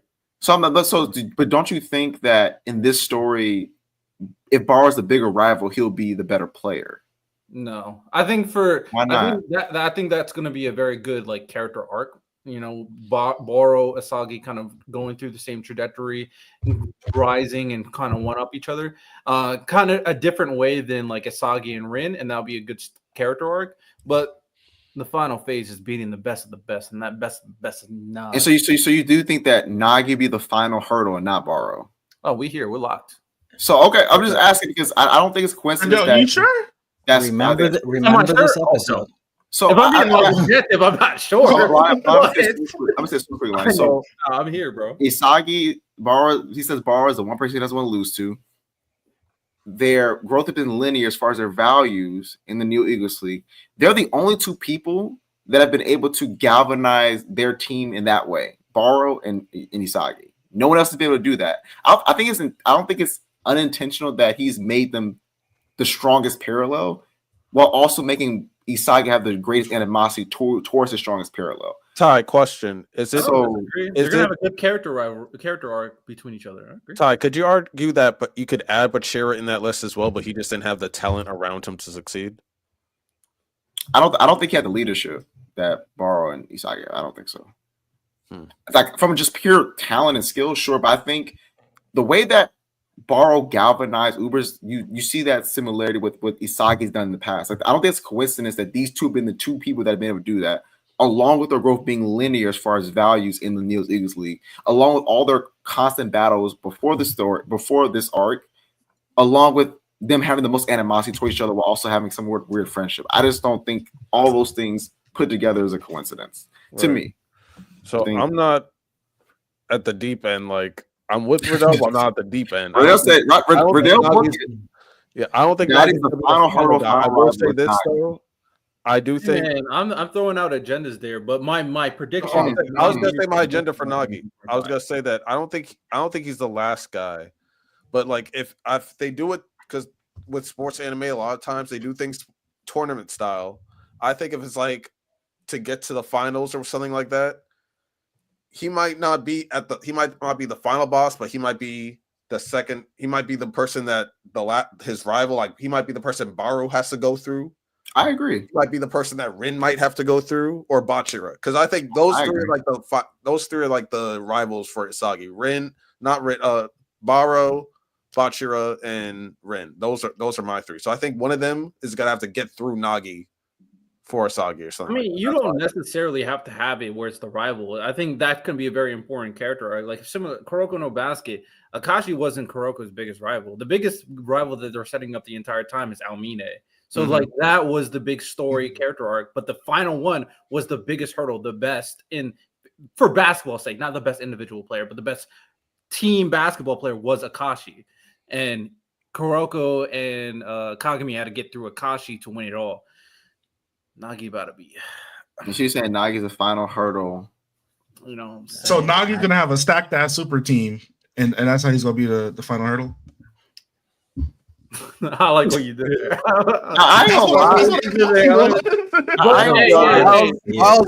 They're gonna be activated by Nagi's tremendous. But it's gonna be a super team, though. Riddell, I get it. Riddell, I get he don't show emotions, but you can't sit there and tell me if we're imagining like the battle for the World Cup, you rather from a entertainment standpoint, interaction, you want Baro on the other side, not Nagi. You would rather see Baro and Isagi go at it, and the way their characters bounce off each other more than Isagi and Nagi. I think we all agree with that. Do we? Right? No. I think Asagi and Nagi are more complementary. So, Ty, I agree with you. Going at each other. But the Kuroko no basketball example was on the same side. No. I feel you. I'm asking, and I'm saying, what would you rather see? I would rather Baro. Oh yeah. Because I feel like Nagi suits better, like being a teammate of Asagi rather than being a rival of Asagi in terms of like their personality. Yeah. I feel like you would literally have to rework Nagi's entire character. Nagi on the same team as Isagi? I'm willing to say it. Nagi the Nagi redemption arc. I don't need this passive Nagi who is talented and sometimes he likes to. Do you feel he's a better ally or a rival to Asagi? I think he will be an amazing individual character if he locks in.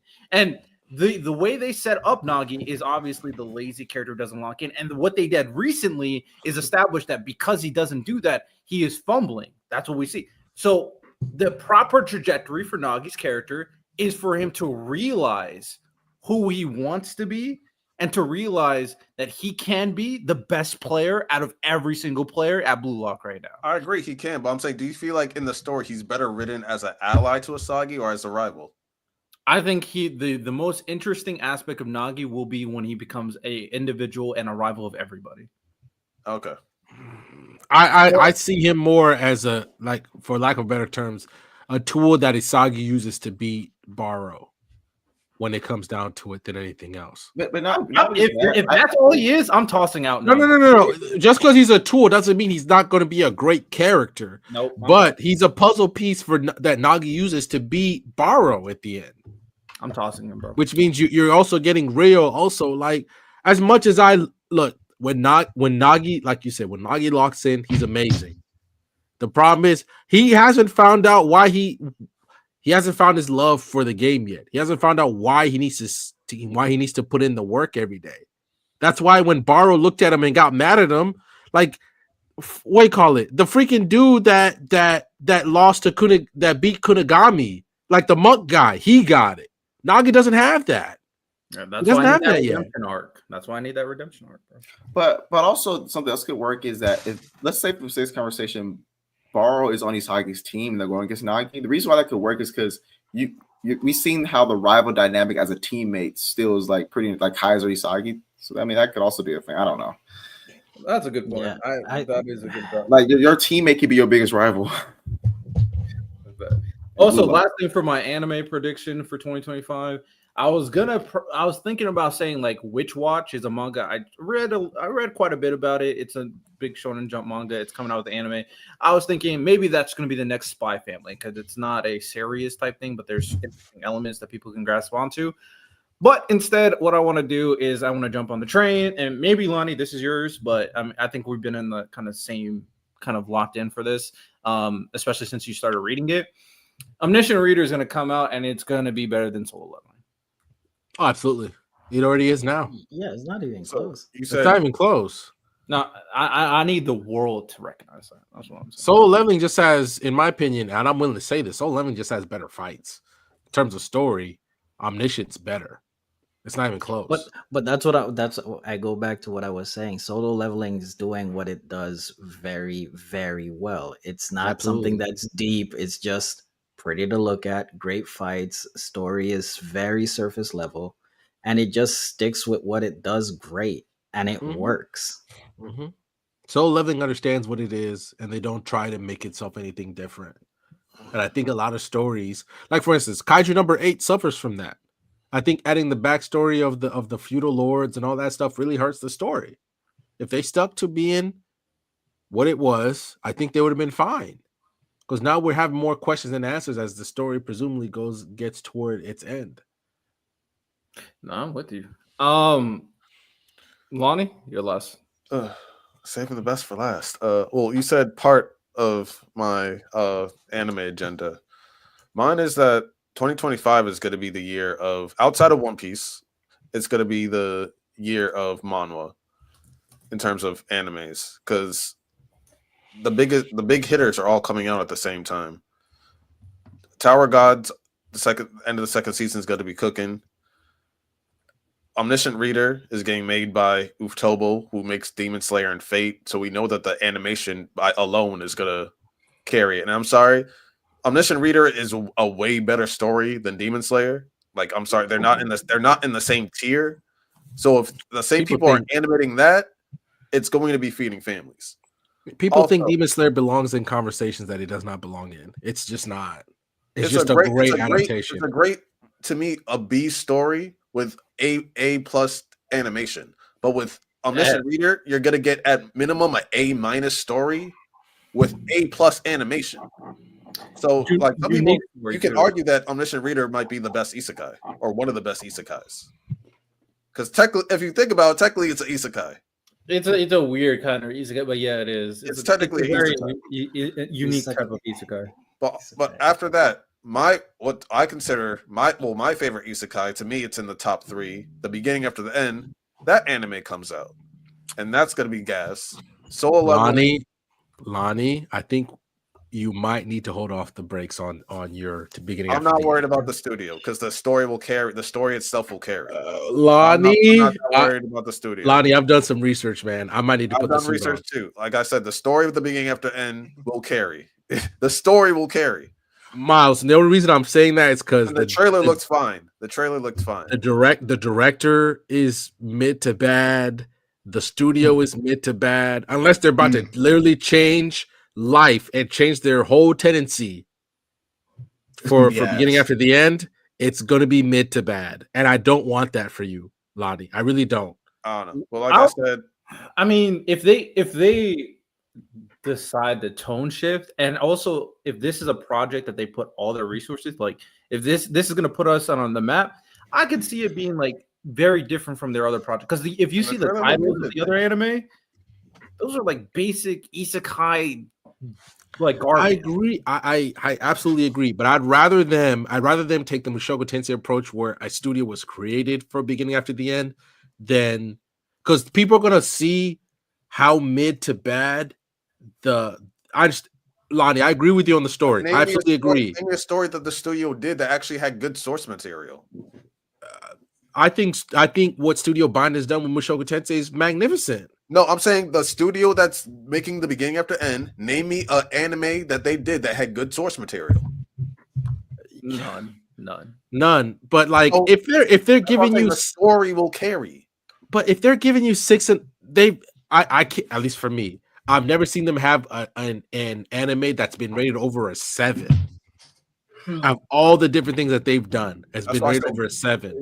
Is there an anime that has good source material that's worth that though? I'm willing to look. I'm fine. I'll do it. I think they're going to hurt the property of beginning after the end more than they help it. Well, until then, I don't know, but I'm not done with my take. So, beginning at the end is coming out. Beginning at the end is coming out. Also, The Boxer, one of my favorite sports stories, is coming out too in late 2025, and I think that's gonna, because Hajime no Ippo, I don't know when was the last time the episodes dropped, but The Boxer, it has that dark theme that we like. It's like the main people are all morally gray, and it's a great story. Like, it's written great. The fights are gonna be great, and I think that's gonna carry in late 2025 as well. So we're gonna have Tower God, the Boxer, Omniscient Reader. Oh, and Lord of Mysteries is also a manhwa, and they're talking about rebooting the manhwa for this.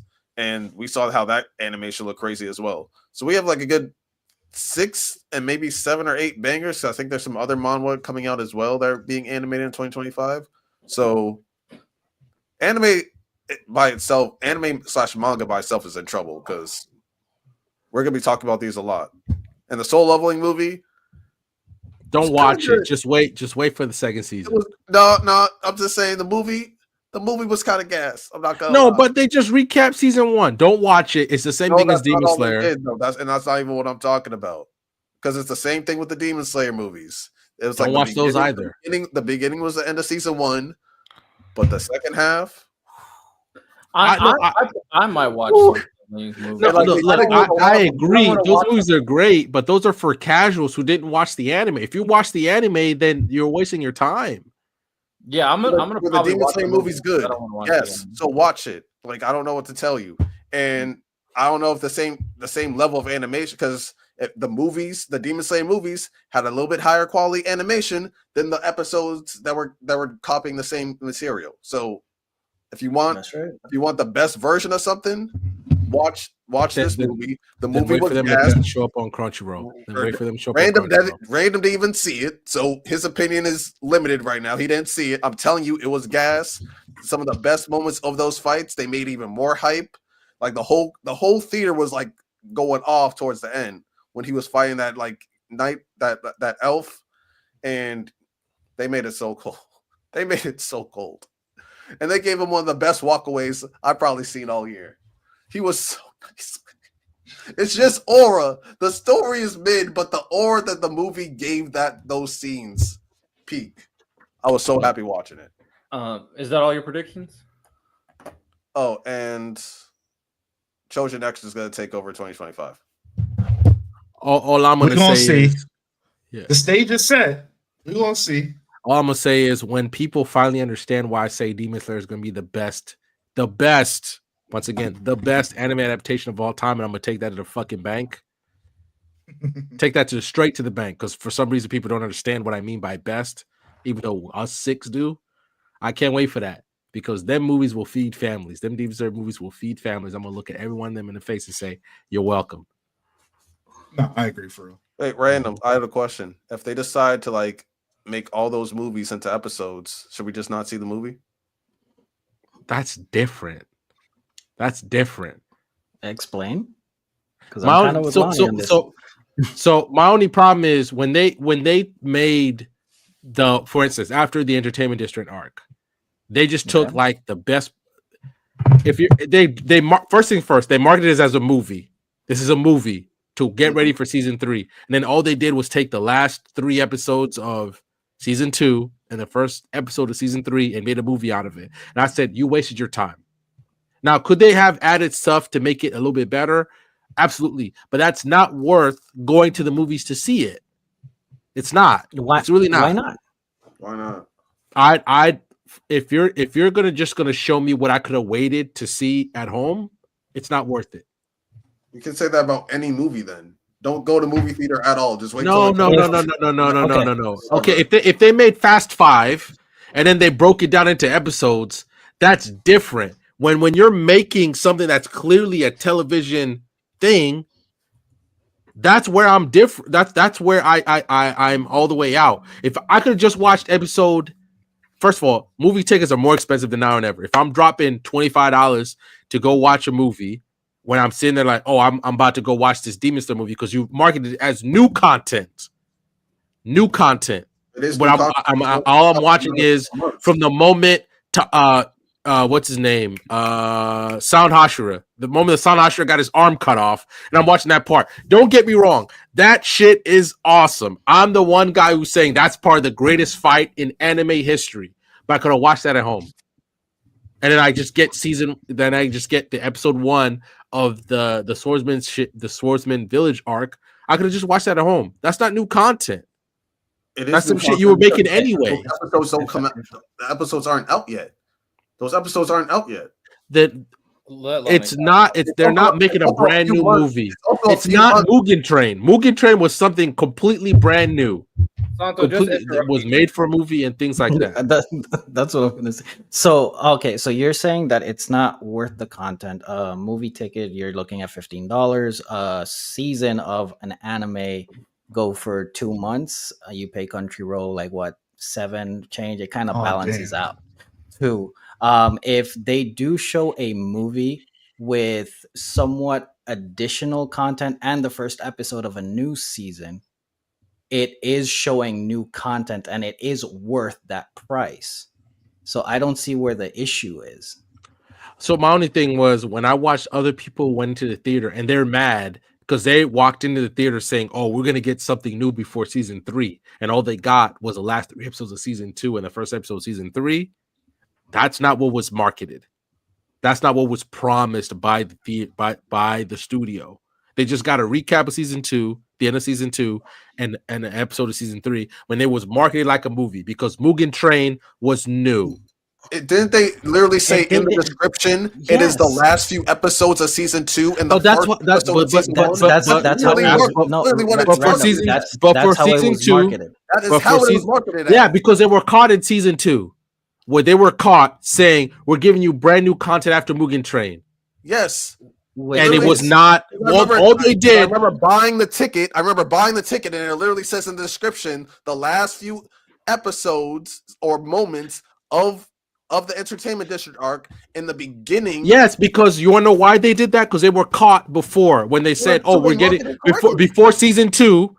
They were caught saying that when they did it again, when all they did was give you the first couple episodes of the entertainment district and the last few moments of. So what's hold on?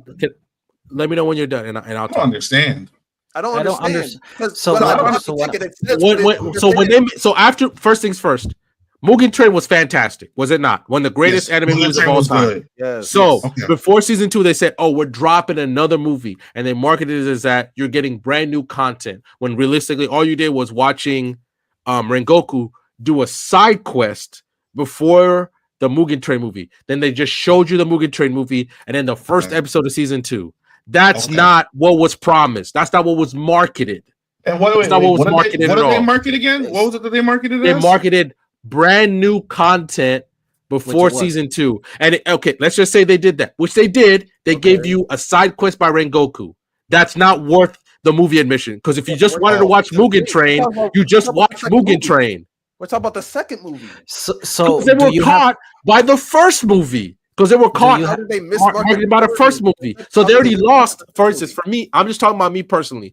They already lost my trust because they were talking about me. Hey, go watch we're dropping a movie before season 2. Okay, bet. So I'm thinking, oh, they're dropping new content, which is also what they marketed it as. And they were caught lying. I do want to. Sorry, Santo. Sorry, Lonnie. I want to ask two things that are not related to this. I'm gonna be honest, and then I want to wrap up because I want to get these quick opinions. We won't be here for a while, but I do think they're interesting to bring up to at the very least discuss. First, real quick, how are we feeling about James Gunn's Superman movie, the start of his DC universe? I'm so done with everything DC. I'm sorry. I'm done with anything.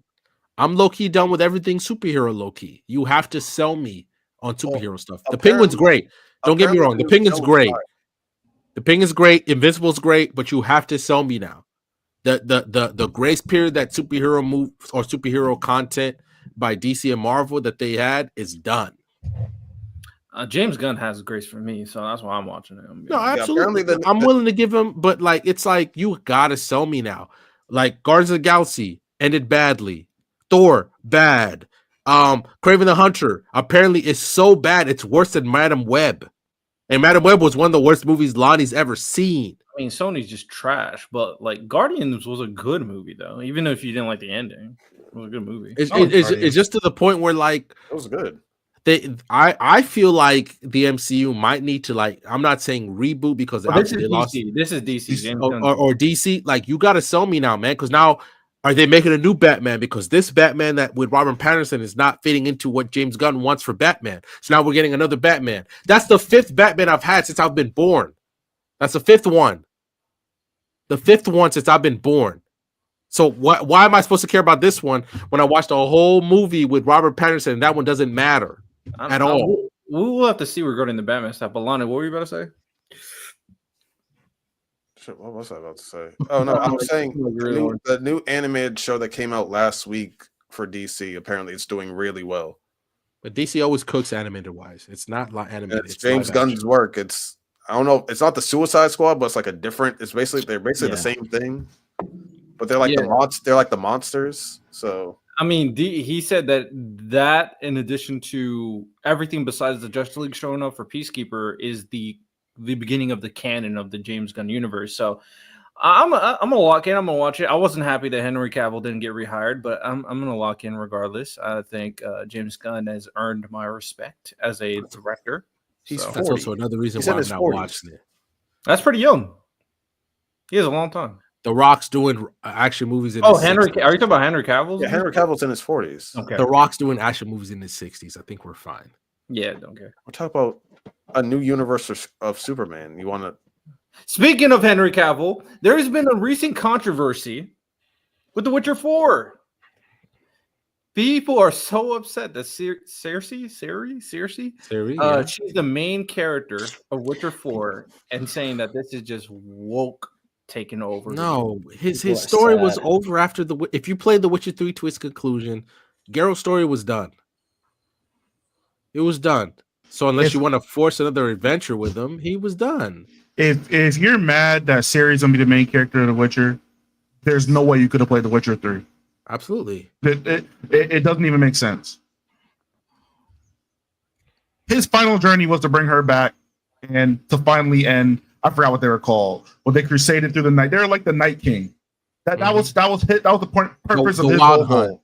The Wild Hunt. Thank you. Yes. That was the purpose of his whole journey. He accomplished both things. There's nothing left for him to do except be a teacher and retire his sword. That's it. Technically, you want to know what happens to Geralt after Witcher 3? He dies in that freaking village defending that one girl. That's what happens to him. You saw it in Witcher 2. He gets stabbed by a peasant with a pitchfork. That's technically what happens to Geralt. But no, they're not going to show you that because they want you to enjoy The Witcher 3. But that's how he dies. That's how he always died in the books.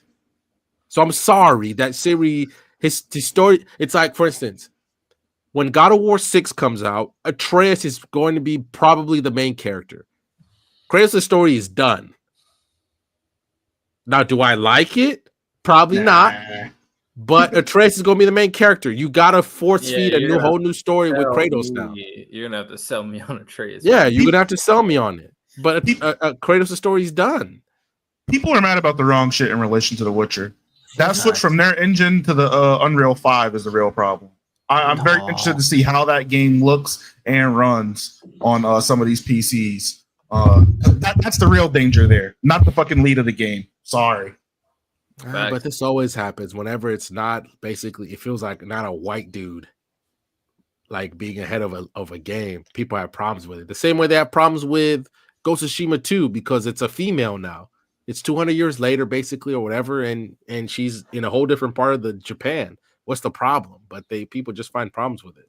Ciri's badass too at that. Yeah, she was a fucking monster in Witcher 3. Even if you watch the live action, which is not like a 1-to-1 adaptation, unfortunately, and I really like the Witcher live action, you understand the importance of Ciri like pretty quickly, and who she is for the story. So yeah, people just complain and don't complain, but I just wanted to put that out there. Because I know that was a topic of conversation for some weird reason. Also, shout out Marvel Rivals. It's been cooking. And if you guys join the Discord, because, we like to squad up a little bit, announce the Discord, squad up in Marvel Rivals, because playing with randoms, not you random, playing with randoms be terrible. I'm not gonna lie. When me and Lonnie play together, we got a good system going. Especially now that he discovered what Hawkeye can do. Also, real quick, I want to say this before I forget because this is our last episode of the year. Secret Level on Amazon Prime is fantastic, absolutely fantastic. That Warhammer episode was so. The Sifu episode was my favorite, and then I saw the Warhammer episode, and I think. First of all, this is made by the same people who made Love, Death, and Robots on Netflix. Okay, now I understand. And that is great. Okay. By the way, I was going to ask you guys if I was early enough, what if they could do a Secret Level for anime? And I think my favorite part is they just tell random stories. Like the Sifu one is really tragic to me because this guy sacrifices 50 years of his life just trying to get revenge. Now I'm interested. You sold me. Now I'm going to watch it. Okay, go watch Sifu one. They do Sifu, Dungeons and Dragons, Pac-Man. I'm not a fan of the Pac-Man episode, but I get why people would like the Pac-Man episode. You said it's on Amazon? Amazon Prime. So I actually started watching it yesterday, and then I finished it. It's magnificent. I didn't finish it yet, but I watched like halfway through. Actually, the Pac-Man episode was the last one I watched. I actually watched that with Taylor, and I watched she loved the Dungeons and Dragons one, which is like the first episode. And Riddell, you can like breeze through these because most of these are like 12-minute episodes. 12 minutes episodes, yeah. So you can get, I think you can get through these. I think they found a thing where they could tell short, time sensitive stories about different universes and be okay with it. And you could make these out all the time. Anytime we finish like some new thing that's not necessarily, even if it's anime related, we should just start dropping like say, yo, let's link up, talk about this. So my thing was I wanted to see if you guys, whether or not it's right now or maybe you guys think about it. Imagine if they did a secret levels for anime, Lonnie, where you get like maybe a random Naruto mission or a random Bleach thing or something like that. Because all these things, what they showed in secret levels, that they have a clear understanding of each of the different universes that they inhabit, except for Pac-Man. I didn't like Pac-Man, but I get why other people would like Pac-Man. Like the Sifu one is magnificent. There's a lot of good ones. The third episode was the only one I didn't like. I thought it was kind of just stupid. All the other ones, fantastic. The Warhammer one, which was the longest one, is 20 minutes. Straight gas. Taylor's mouth was open. She's like, "What is this?" I'm like, "He just ate a car." Like this. I was like, "You'll see what I mean." Like, you find out why Lieutenant Titus is the GOAT, basically, in the Warhammer one. But you didn't like the Pac-Man episode? I thought that was genius. I thought the Pac-Man episode was fantastic. Me and Taylor's mouths were just wide open at the end. Like, I was shocked. I don't get shocked often. I was like, what? What did I just watch? I get the premise. I don't really think, like, it's hard to think of like a concrete Pac-Man story. It's on Amazon Prime, Sauce. I get the premise of the Pac-Man episode. The problem is it's Pac-Man. Hold on to this. No, don't even say like that. If you guys are this passionate about it, we might have to do a. So I know they're coming out with season 2 on the membership channel. Riddell, I know they're coming out with season 2, and that's where the God of War episode's coming, and that's the one I'm fucking hyped up for. The God of War episode's coming. When is season 2 coming out? I have to hop on, but I'm pretty sure it's coming out early next year. Next year. All right. It sounds like this one is hype. So we'll save all the stuff, and if everybody's locked in, then maybe we can do an original content episode for a secret level to get people hyped up and have a good conversation about it. I mean that's just a good space to just talk about things that are not necessarily anime related, and we'll see if we can start branching off potentially on the channel. Start branching off a little bit sometimes with other stuff that is just things that people want to hear us talk about. We'll see. We'll start testing the waters a little bit, but maybe we can drop some wrestling content on the private. Perhaps. Look, Kevin Owens wasn't wrong, but when Cody comes back as Homelander, I don't want to hear shit. Okay, because he made this happen. Okay, he made this happen, but. The only reason I brought up secret levels realistically was like, imagine what they could do with a show with that kind of idea in the anime space. Imagine what they could do with that. And the animation, all of our favorite stories. Tier. Animation is top tier. Mm-hmm. Okay, we'll get locked in. Santo, did you want to say anything? Oh no! All I wanted to say is talking about original content. Just a reminder: in the next 2 days. The third installment of Talking Top 10s with Lonnie. We were talking about top 10 our influential TV shows. And like Lonnie said, we gatekeep a lot of these, so you get a behind the scenes, behind the curtain look of things in our personal lives and also our interests. So tap in. Yeah. All right. I got a little crazy in there, but I will like to say, like, final words. This has been a great year for BSS. I'm proud of all y'all. Y'all are my brothers. I'm really glad that Santo became official captain this year. He's been like that guy behind the scenes, and we just need to shed some light because we wouldn't be here the way that we are if it wasn't for Santo. I appreciate Riddell for holding it down, being like the secretary. He I don't know what to tell because I can't call him the leader. I refuse. W pride. Yes, I refuse. He delegates though. He delegates. No, but shout out to Riddell. If he wasn't as organized and anal as he is, we would be a mess. So I really appreciate Riddell for that. Miles, he's been holding it down in the Discord. He's been in the trenches. In the go with that. He's been getting on people's nerves with him being just a smart asshole. Random. He's been helping out a lot with, of course, the thumbnails and like a lot of the editings outside the scene, like a lot of the behind the scenes stuff too. I appreciate him, and also being like the main entertainment with all his crash outs. Like, I'm sorry, his crash outs low key carried us 2024, and the maid outfit will forever be an infamous, legendary moment. And unfortunately, you wearing a suit will also be a legendary moment. Hey. Tell your people not to make me bring that bitch back out again, because I want to save that for special occasions. But if he lies to you again, Lonnie, now I'm suing somebody. I'm gonna get some legal papers. We suing people because I can't let that happen to you once again. We're making a death note for real. And Ty being fucking goody two shoes, defending these damn authors nonstop. But for real, now his author insight is very refreshing. He can be objective at times, but most of the times we know what his real agendas are. And he's a great Bleach hater, and I love the haters. But honestly, Ty's been great as well. And J Rob, he hasn't been here as much, but he's our brother too. He's been grinding, and we're proud of him. And we're gonna be doing a lot more things with him next year. So, and also shout out to the community. We wouldn't be here without y'all. Yeah. Yeah, I'm gonna say this. I guess, like Lonnie said, shout out to y'all, because without you guys making our Discord every day, when I wake up and there's a whole Billy Bob supporting Drake like a mother supporting her firstborn child, or Miles straight up like, look, I love Luffy, but let's keep it a stack. Goku washing them past the Saiyan saga, like.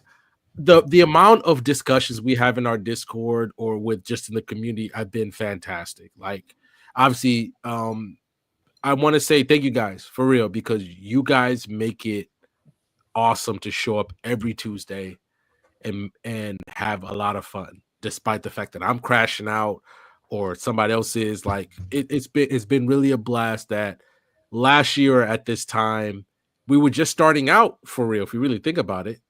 This was something that we were just like, maybe we could have fun talking anime, and now we've created something that could last.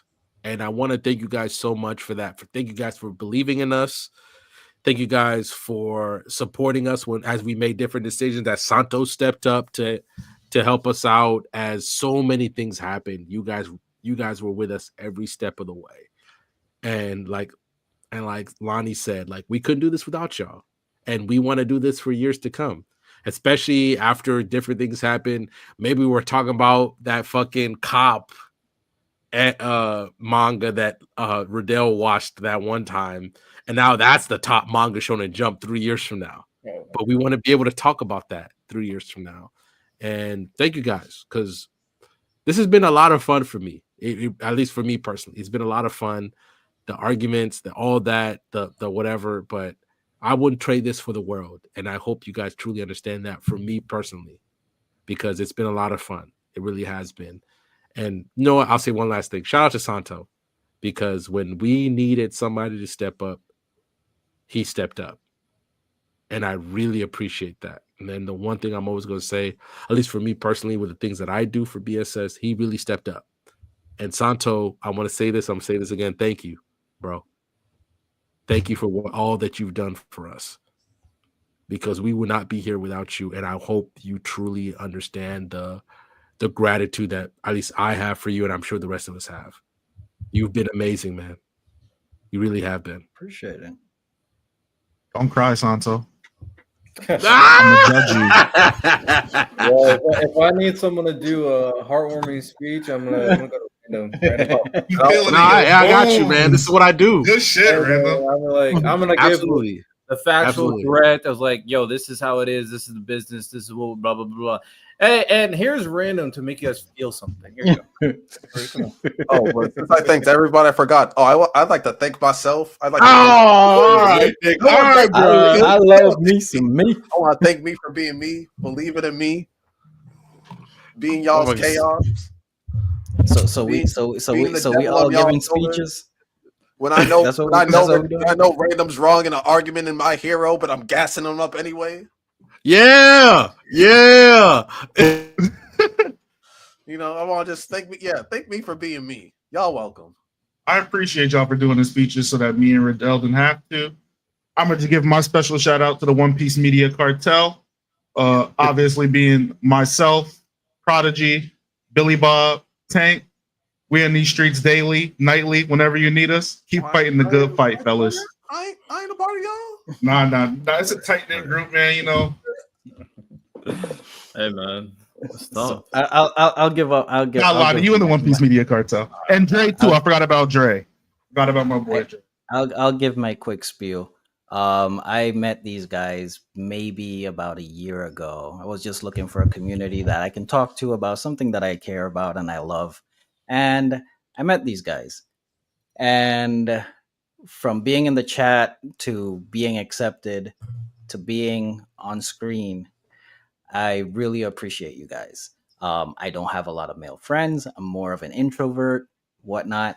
And now I actually have a group of brothers that I can just talk to and shoot the shit. I just want to thank also the chat warriors. That's where we started.